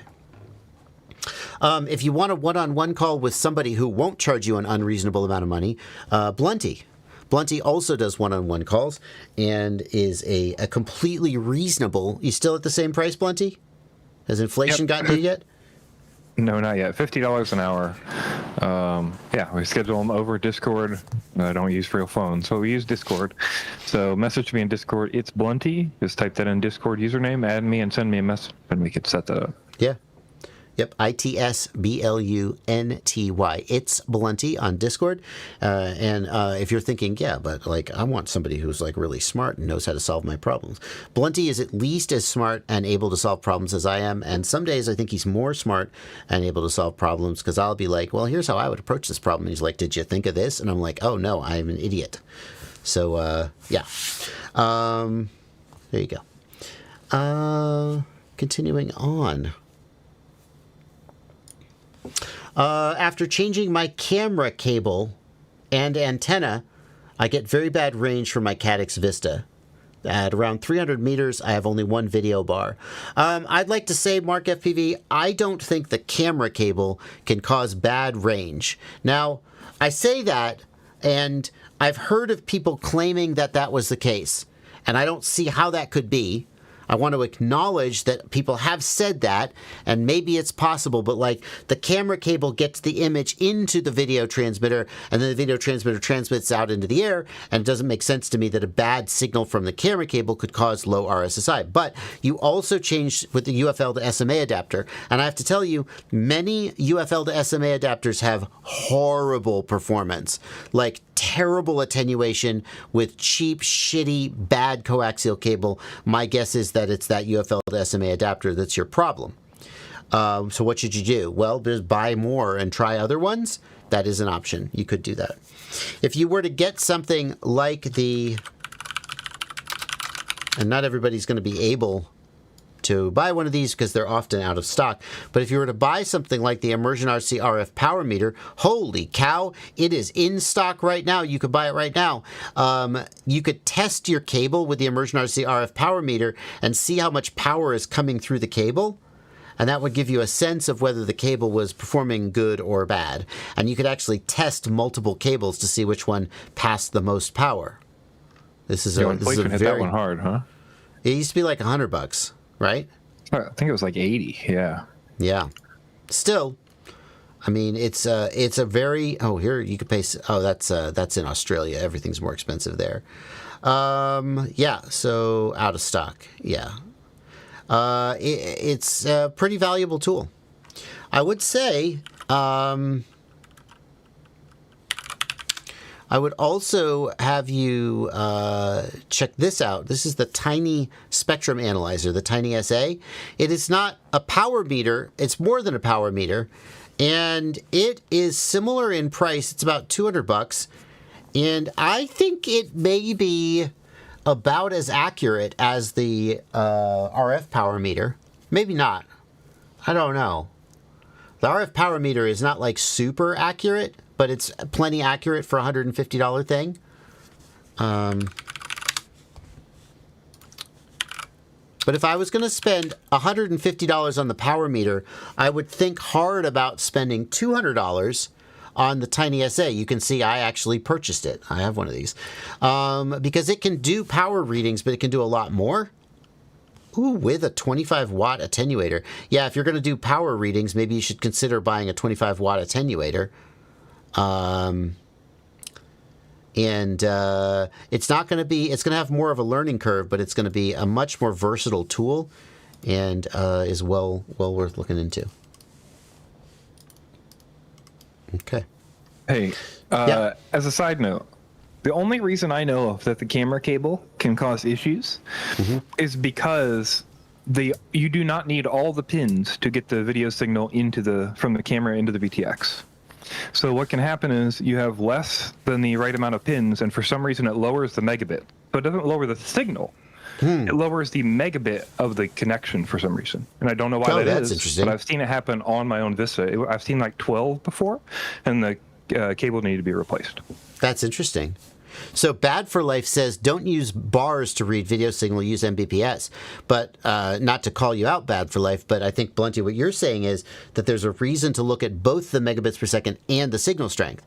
Because you could have a situation where you have good signal strength but low bits per second because your camera cable's messed up.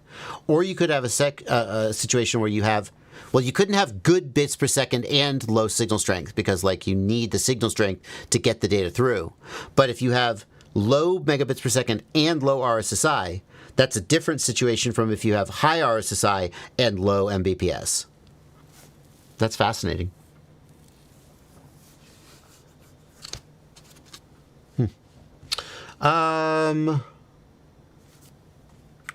Let's see here.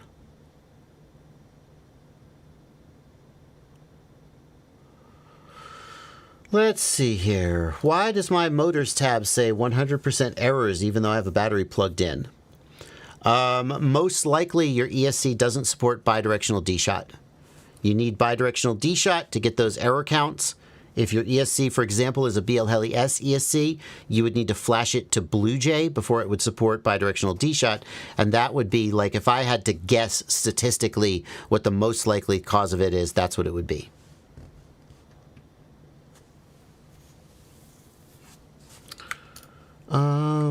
Here we got a question from Fern, who is a patron in the Discord. I've got a question about a microphone on analog video systems. It seems like I've got that rare case where both the VTX and the VRX support audio, but I get no audio in the DVR. The reason for that is likely this, okay? The video signal format supports stereo audio. So that signal can have both a left and a right audio channel. Basically, all video transmitters only transmit one audio channel because that's mono. And basically, all video receivers, like in your SkyZone goggles, only receive one audio channel. But sometimes you get in a situation where the video transmitter sends the left channel and the video receiver receives the right channel, in which case you get no audio. And wouldn't it be smart if they just transmitted both or listened on both? I did like a mono mixdown? Why don't they? I don't know, but they don't. So, what could you do? I don't know what you could do because I don't think you can change it. Yeah, I don't think you can change it. I would try different video receivers. Like, I'm surprised it doesn't work with the Rush VTX and the SkyZone. That seems like a combination that would have been tried before. But if I was in the situation you're describing, I would assume I had that mismatch. And the only thing to do is try, like, do you hear anything coming out? Do you hear static? Right? Maybe that's your problem. Like, you should at least hear static. If you don't hear static, then your goggles aren't even recording audio at all. There is an option in the SkyZone goggles to turn the audio recording off. Have you maybe done that?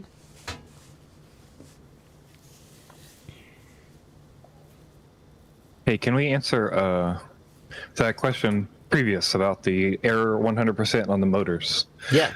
He disabled bidirectional he does have BlueJ. He disabled bidirectional dshot and they still will not spin even with it off. He's on 451.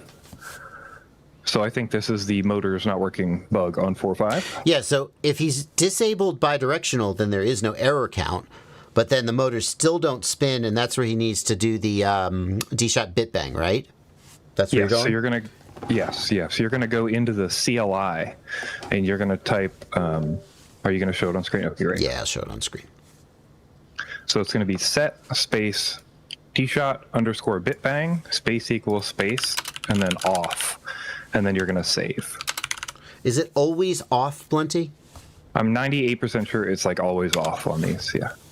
Yeah, and then I'm not going to save it, but you type the word save.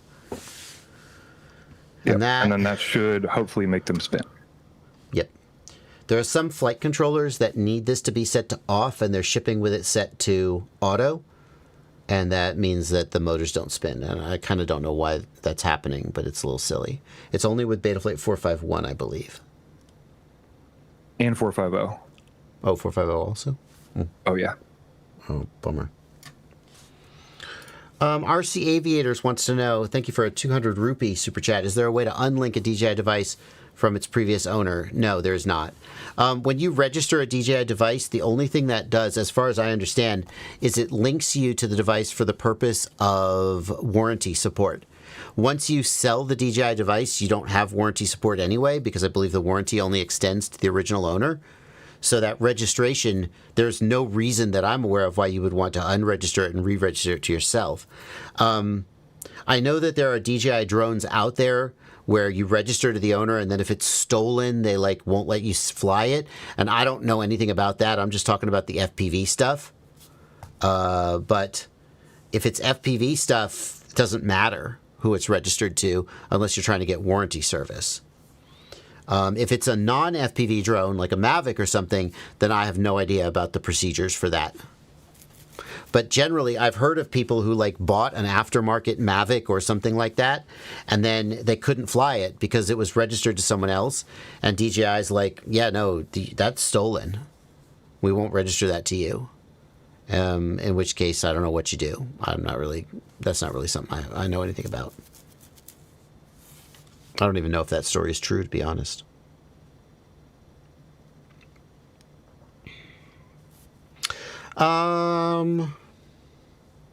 Let's see here.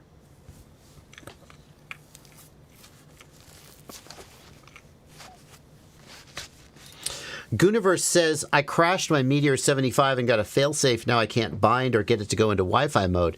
It still connects to Betaflight, though. Is my 4-in-1 dead? Well, I would say that at the very least your receiver is dead. Maybe your receiver lost power or something. If it's a built-in receiver on your all-in-one, you could try installing an external receiver and not have to scrap the whole flight controller. Fern is following up on the audio question. Fern says, I do hear static, and I have an FPV. Yeah, so that's the other thing I would do, Fern, is try other receivers and see if you get the audio. Try other video transmitters, try other receivers, and see if you get audio. But that's basically what you got to do, is just trial and error.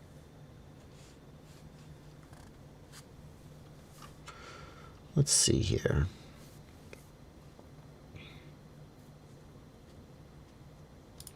Inok says, I'm working on an X-Class project that requires the use of 6 servos. I have a Brain FPV Radix with 2 open UARTs I can use for servos. For the remaining 4 servos, can I use the Crossfire Diversity PWM adapter? Yeah, 100% Inok. What I would do if I were you... You're using Crossfire. What I would do... is I would Crossfire Diversity RX. Let me look at the pinout on this. 5, 6, 7, 8. I believe the Crossfire Diversity RX will run Crossfire on channels 1 and 2, and then 1, 2, 3, 4, 5, 6 servos on channels 3 through 8. Now, I'm not 100% sure about that. I know that for the Crossfire receivers, there are some limitations on what you can output on each of the channels. Okay? So I can't 100% guarantee you this will work, but that is a thing you can consider doing. The other thing you could do is keep in mind you can bind multiple Crossfire receivers to the same module at the same time. So what you could do is you could just buy another receiver, bind it to the module, and then configure that receiver. Number one, configure it not to transmit telemetry, turn telemetry off in the second receiver, and then set its outputs to output the servo signals you want. And just have two receivers in that bird, one of them running the servos and one of them running the flight controller. That 100% is a thing you could do.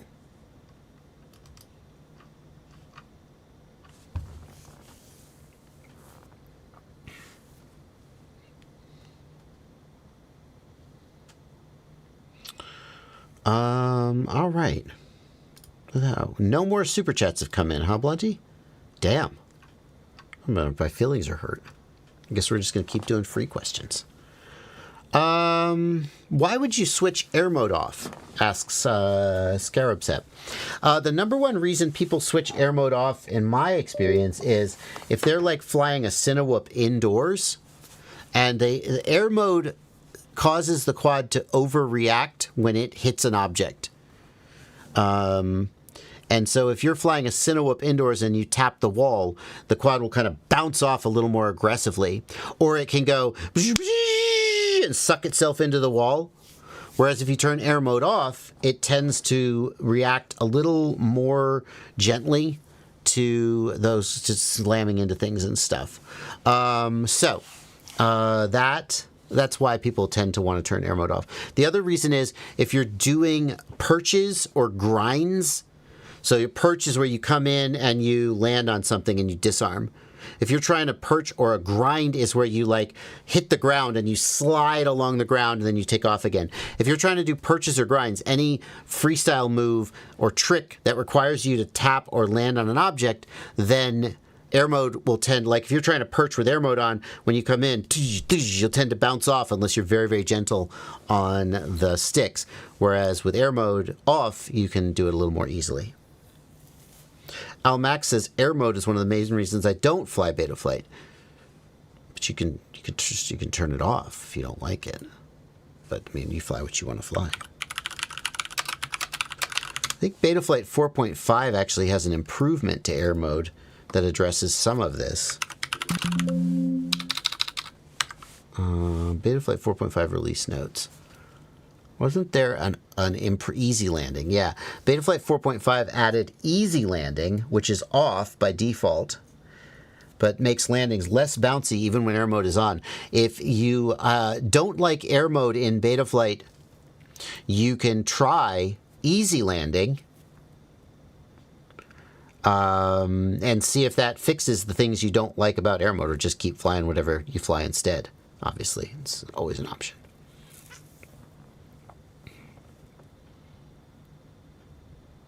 Ross says, so for freestyle, air mode should be off. No. No.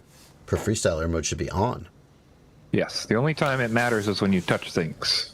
Mm-hmm. Generally, when you touch things, you're crashing. Thank you, Enoch, for a $5 super chat. Black Jungle wants to know, would it make sense for my project when in plane mode to be less fighty against the arrow? Black Jungle, you have to play with that. Air mode mostly matters when you're at low throttle. So air mode like makes the PID stay active at low throttle is the main thing it does. And if you're flying in plane mode, you're not at low throttle, so I don't think it's going to actually have much effect. But you would have to test it because I don't actually know.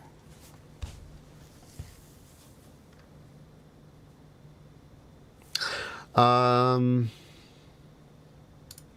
the Ham.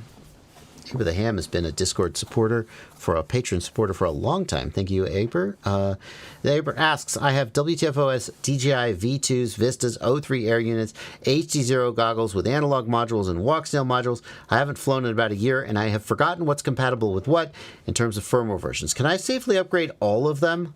Goggles, VTX, ELRS, Betaflight to most recent versions, uninstall, reinstall WTFOS, and sleep knowing there won't be firmware incompatibility. If you have the V2 goggles, you should not update the Vista past firmware ending in 0608. The firmware beginning with 100 or 1.x will make the Vista be compatible with the goggles too, and you don't want that. So don't update your Vistas past 0608. 03 is fine. V2 is fine. HD0 is fine. Yeah, everything else is fine to update, as far as I know. Blunty? Have I missed something? Models for walk signal and analog. I just know the latest version of walk signal doesn't use sharing mode, but I don't know if that's only on the goggles. Yeah, it has that bug where sharing mode doesn't work. Nobody uses sharing mode anyway. Just so you know, yeah. I know that's not true.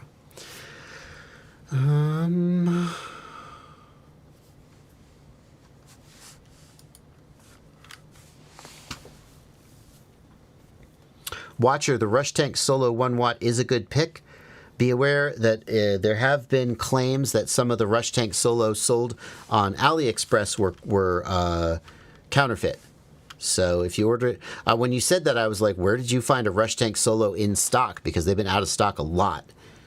So if you ordered off AliExpress, it may be counterfeit. But other than that, yeah, it's great. More power to you. Let's see here.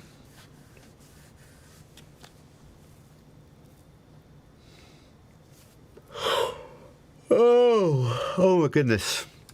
Can I fly the Pavo 2.0 drone without the video system? Sure. I don't see why not. Just fly it line of sight. Yeah. I don't see why not. I'll just point out, if you're new, I mean, you say you're new to drones, just know that the line of sight doesn't transfer very well to the learning of flight. So typically something most pilots would do is they would just get like a radio, practice on the sim, and then save for the drone system, and then kind of buy it all together. But if you want to learn to LOS and you know what you're getting out of it, then that's fine. I will say I had an experience recently where a person was flying, I was spectating, and they lost video. The video transmitter lost power or something. It was actually a bug with the HD0 Freestyle, which I, by coincidence, have right here. I'll tell you about that bug in a second. It lost video, and I lifted up my goggles, and, well, first I waited a fraction of a second to see if video was going to come back and realized it wasn't. And then I lifted up my goggles and looked up in the sky, and thankfully, I could see the drone right there, because, of course, when the drone gets far enough away, it can be very difficult to see. And I grabbed the controller from them because they were like, what do I do? And thankfully, they had been flying in angle mode, because I never would have pulled this off if they weren't in angle mode. But it was already in angle mode. And so I was able to kind of like jam the stick forward and look at which direction the drone moved. And now I know which direction it's facing. And I was able to, just by trial and error and careful use of the throttle, get the drone back and land it safely and recover it, and felt like such a badass. Because I've seen guys, like I've seen Alex Vanover, who can fly line of sight like a beast. I saw Alex Vanover once. He was dipping up the side of a building, like popping up above the lip and then dipping back down again, kind of like just surfing the lip of the building, right? And he dips up and loses video for some reason, and in just the fraction of a second before he dipped back down below the lip, he popped his goggles up and was flying line of sight in acro mode and recovered it. And I was like, that guy can fly line of sight. Wow. I wish I could do that. But that day, I felt like, I knew I did it in angle mode, so, but, yeah. So line of sight, occasionally it comes in handy. Yeah.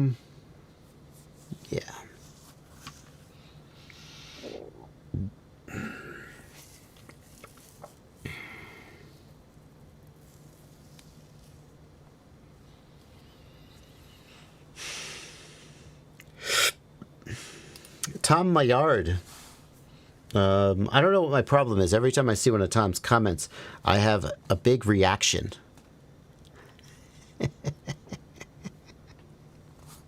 Get it? Get it? Anybody get it? Come on, somebody get it. Save my dad joke. Tom Layard says, I'm debating whether I should stay. Thank you, Plenty. I should stay on analog or switch to walk-snail if I plan to do mountain long range. Heard mixed things about high def for long range.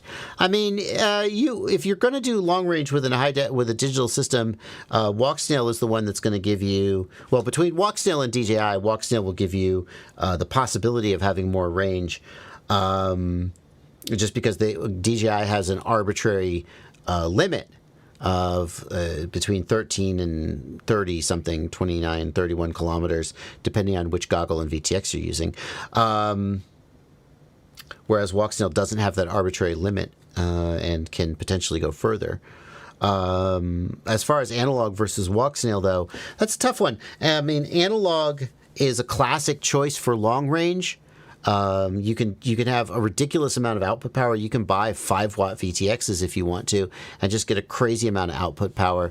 And when the video starts to break up, it doesn't just go away entirely. It sort of becomes staticky, and a lot of times people can recover better. I think if you were like serious about long range, I would encourage you to learn it on analog, just because that's what most long range pilots are doing. And like, I think when you're starting out, I feel like when you're starting out, it makes sense to look at what everybody else does and then try that. And then if you go, okay, now I understand that, I think there's a better way. But I think that there's a tendency sometimes for beginners to go, well, that's clearly not right. I want the latest and greatest, and not think about the reason why nobody else in the field does it that way. So like, if you're just like, yeah, but I don't want to. Well, yeah, walk-snail can get her done, but I think that I would want to understand the benefits of analog compared to walk-snail, and I would lean towards analog for long-rangey stuff, because like I said, with analog, if I want a 5-watt VTX, I can get it, whereas with walk-snail, I don't have those choices. Super chat time. No, we got super chats. Wow. And we got a $50 super chat. Sheesh. Thank you so much for your generosity. Yosferos. Has there been any changes to Rule 2 for recreational flyers lately? Last I looked, there were not really any CBOs out there to follow. Wow. We have a big update for them, right, Blunty? Are there any CBOs? Yes. Yeah, I linked them in chat and explained just so they would have it right away. But yeah, I am part of the FPV Freedom Coalition, and we are one of the 4 CBOs that are licensed to by the FAA to give you safety guidelines that you are required to follow by the FAA. You can pick any of them. FPV FC is one of them. FPV Freedom Coalition. We have our safety guidelines on our website. Also, I believe it's right at the top. There's a safety tab. There you go. Mm-hmm. Also, there is the AMA has one, STEM plus C has one, and the Flight Test Community Association has one. Mm-hmm. Yep. So what this means, and every time we talk about regulations, it causes a bit of a stink. Some people are like, I don't want to hear about this. I'll try and keep it brief. But what this means is that in order to have the veneer of legality, you need to be able to say, if asked, I am flying under the safety guidelines of this organization. And it has to be one of the organizations Plenty linked, which have been accepted as CBOs by the FAA. So, if someone were to say to me, what CBO's safety guidelines do you fly under, Bardwell? I would say I fly under the safety guidelines of the FPV Freedom Coalition.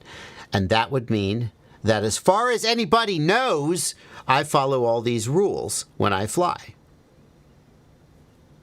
And people are like, well, I don't want to follow those rules. Hey, if you're from the FAA, turn off the live stream. Does anyone know whether you're actually following the rules? I don't know. Did you make a video of you blatantly not following the rules and then post it to the internet? Well, that was dumb. Don't do that. Okay.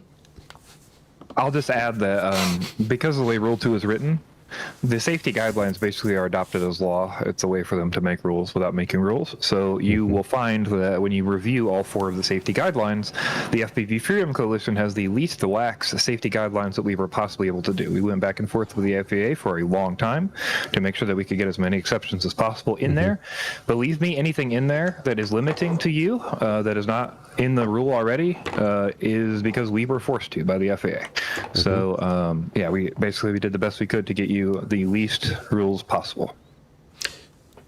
So what I would say, as Blunty speaks for the FPV Freedom Coalition, and so can't say some things that maybe he thinks, but I will say the things I think without putting words in his mouth in any way. If you are in a situation where you must be held accountable for following the rules, like if you're doing a 107 operation, or if you're flying at a public event where there's potential that the FAA would show up, and the FAA has shown up at a couple of events, maybe one, I heard of one specifically, and they were like, hey, everybody, you got your registration number on your drone? Huh? Just checking up on you. That's not likely to happen, but if you were worried that it might happen, then you would want to familiarize yourself with these rules and all the other expectations, and you would want to follow them. And the rest of the time, when you're flying in your backyard and no one sees what you're doing, do you have a spotter? Well, it's up to you. I feel like that's a realistic take that I think a lot of people can appreciate. Go ahead, Blunty. There was also one other question in chat. Dave S. says, is trust another one? No, trust is a separate rule on the recreational rules. Trust is there's a bunch of people who can distribute the trust test. You go take it at one of their websites and you get a certificate for trust, but that is a separate requirement from picking a CBO and knowing that CBO's rules. Yep. I'm a firm believer that you should know what the rules are, and then you, as a free, responsible adult, should decide when and how to follow the rules.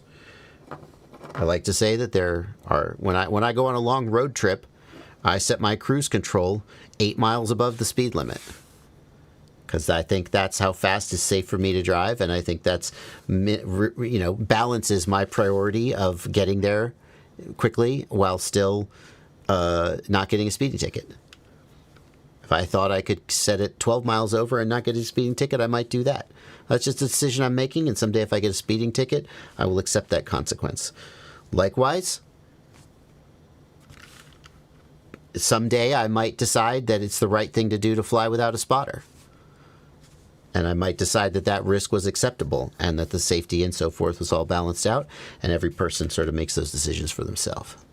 That's what I would say. 661 FPV also asked, do you need trust for sub 250? Yes, you also need to pick a CBO for sub 250. The only thing that sub 250 exempts you from is registration. And by proxy of registration, it restricts you, it removes remote ID, but that's because you don't have to register. Yep. Cool. See, Blunty, it's you and me. You're like, you remember Goofus and Gallant from Highlights for Boys? Yes. You're Gallant. You're giving all the right answers, and I'm Goofus, and I'm like, hey guys, let's go over here and break the rules. Except I would never say that, because that would be irresponsible. Okay. I would like to. This is important, guys. This is important. It's guerrilla whooping, like guerrilla warfare. It's guerrilla. It's not gorilla like the animal. It's guerrilla whooping, not gorilla whooping. Can we get that right, please? It even says right here, gorilla is sometimes confused with gorilla. That's an animal. Okay. I feel like we gotta hold ourselves to a higher standard. Okay. Senor Drone, I am happy to have the live streams back too. I don't know why. How can I get persistent stats working in Betaflight? I tried set stats equals on and OSD stat total flights equaled on, but it still says 0. I don't know the answer. Yamasar, I saw your question. I ignored it because I didn't know the answer. Now you've made it a super chat, so I am obligated to address it. I still don't know the answer. I am not sure. Like, does Betaflight store those persistent stats in EEPROM? Like, is it possible that some flight controllers just don't store the persistent stats? I would assume if you've set the... Did you type save when you were done? Did you forget to save the option? If you have saved that option and it's still not doing it, I would have to think that the flight controller just doesn't support it. But I honestly don't know, and I'm sorry that you wasted your $5. Thank you for the donation. Sunshine. Ooh, Sunshine has a hypothetical question in the Discord. Thank you for a $10 super chat. Looking here for the... Where's Sunshine's hypothetical? They just posted it. They were trying to post it when you looked. Got it.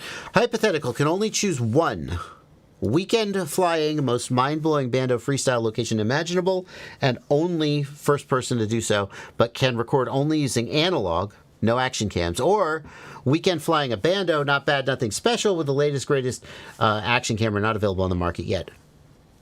I choose the first one because at this point in my life, my priority would be me having an awesome experience flying a cool location. And I more often than I like to admit, I go somewhere awesome to fly, and then I think I could make a video out of this. And then I'm like, you know what? I just want to fly today. And I don't make a video. For whatever reason, like because my freestyle sucks and I'm a terrible pilot and I don't think anybody wants to see me fly, maybe because I'm a little sort of burnt out on making vlog type content. Like I really like this content. The last vlog type content I made was this one. Before it closed, right? When we went to this abandoned mall. Hey, you want to go to the mall? Which one?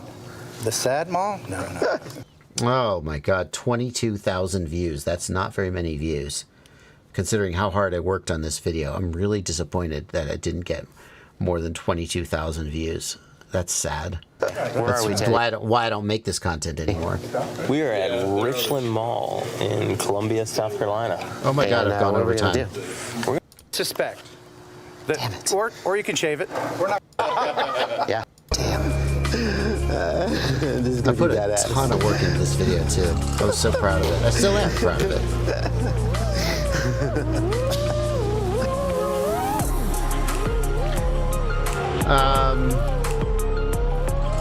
Yeah. Anyway, you can go watch the video if you want to watch it. It's a pretty cool video. Phantom FPV crashes his drone in this elevator shaft and has to go retrieve it. He has to climb down in this elevator shaft. Posting to the internet. We don't know what happened to him. Never seen again. Jesus Christ, dude, you really put it down there. Anyway, it was really fun. It was a really fun video. I worked my ass off editing it, trying to make it as good as possible. Got 22,000 views. That's like not nothing, but it's not spectacular. So I would choose the first one because I would just go rip the awesome location and then I would have the DVR, but who cares because it's probably shitty anyway, and I would have a good time. There you go.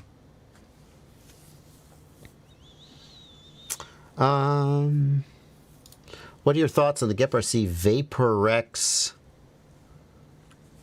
0503? Specs and price looks better than Nazgul Eco. That's interesting. Vapor X5. Nazgul, let's see, $389. Does it come with analog? How much is the Nazgul Eco 03? $391, $389. So similar in price. 407, it's almost identical in price to the Ego. Wish there was an analog version. Maybe there is. Actually, I shouldn't say that if I haven't verified. Is it better than the Ego? GEPRC does make good drones. iFlight also makes good drones. I think they're pretty on par. Similar in price. 1.6 watt VTX. Oh, that's the analog one. Oh, good, there is an analog one. That's awesome. How much is the analog? I'm more excited about the analog one.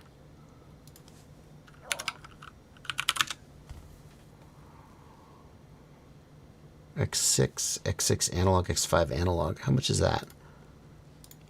Oh, yeah, $236. Yeah. Hell yeah. I like that. I just a 5-inch freestyle drone you can get into for under $250. That's baller. I don't know if I see anything about the specs compared to the Nazgul Eco that make me go, oh, it's so much better. They seem pretty similar. Both good. So, but I'm thrilled to have more alternatives out there for quadcopters in this price range. That's fantastic. What HD0 analog conversion do you use or recommend? Thank you, Will Cole, for $20. Blunty, what do you think he's asking here? Like, does he want the analog adapter, like rapid fire, fusion, etc.? Probably. So TBS Fusion would be my choice today. Rapid fire is similar in performance to TBS Fusion, but way more expensive these days. TBS Fusion, I believe, is still in the $120 range and performs very well. $130. Okay, it's gone up in price a little bit. But I believe the rapid fire is like $160, and a Fusion is just as good. There is also the Speedy Bee module, but I'm not sure if it has the same performance as the Fusion, and I would want like something that I knew was like the best. Studio 81 says, I have a question about the Radiomaster Nomad. I'm in Europe. With this TXRX, I have to flash to 2.4868. I don't see that option. You don't have to flash it, Studio 81. You don't have to flash it. It's in the web UI. Change the region in the web UI. It's not a flash option. That's why you don't see it. I don't have a 900 megahertz receiver here to play with. I only have 2.4. Anyway, go into the web UI of the receiver and change the option there. Do the same thing for the module.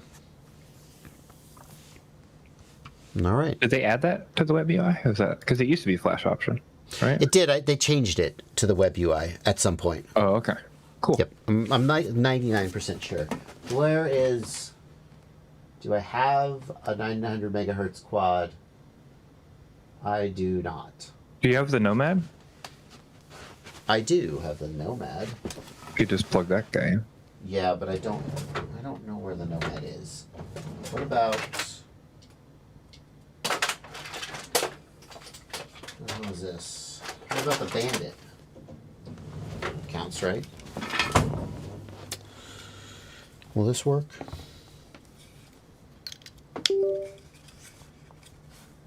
Oh, Bri has confirmed in chat for us. You can change it. Yeah. In the web UI. Okay. Yeah, okay. Yeah, do it in the web UI. Yeah, no, I can't do it with USB.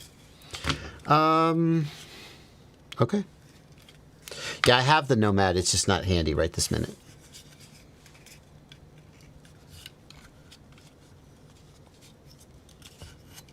Alrighty.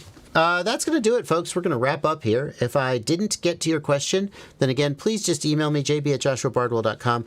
Thank you to everyone who left a super chat for your generosity. And thank you, of course, to my patrons who support me every month by signing up on patreon.com and getting that exclusive access to the Discord server, the best Discord server in all of FPV. I'll fight you, Bot Grinder. Let's do it.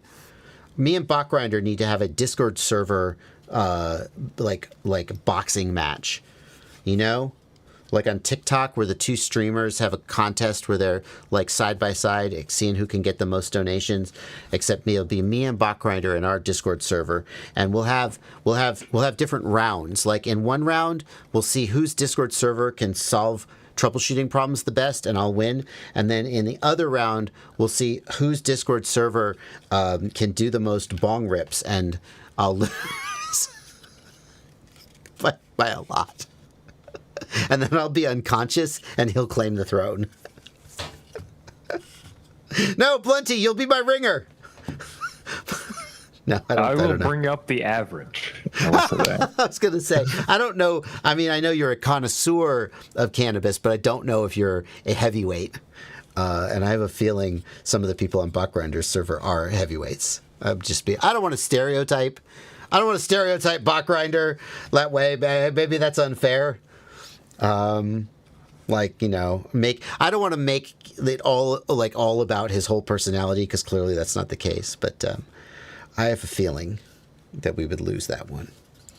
Best taste in music.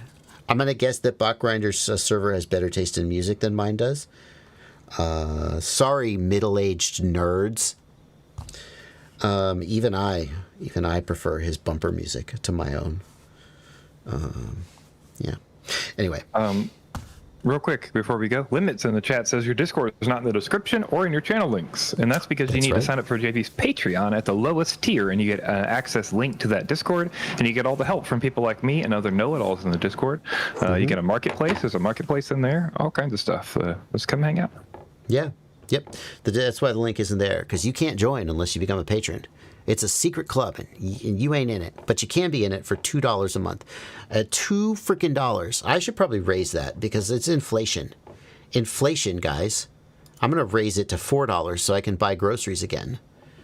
Because I don't know if you've heard, but eggs are like $9 a dozen, and milk is like $15 a gallon because of inflation. Right? Anyway. But that's going to do it for this stream. No stream from Ciati. Apparently he is sick right now, so best wishes to him. And yeah, that's gonna do it. Thank you guys so much. We'll be back tomorrow. Bye, everybody.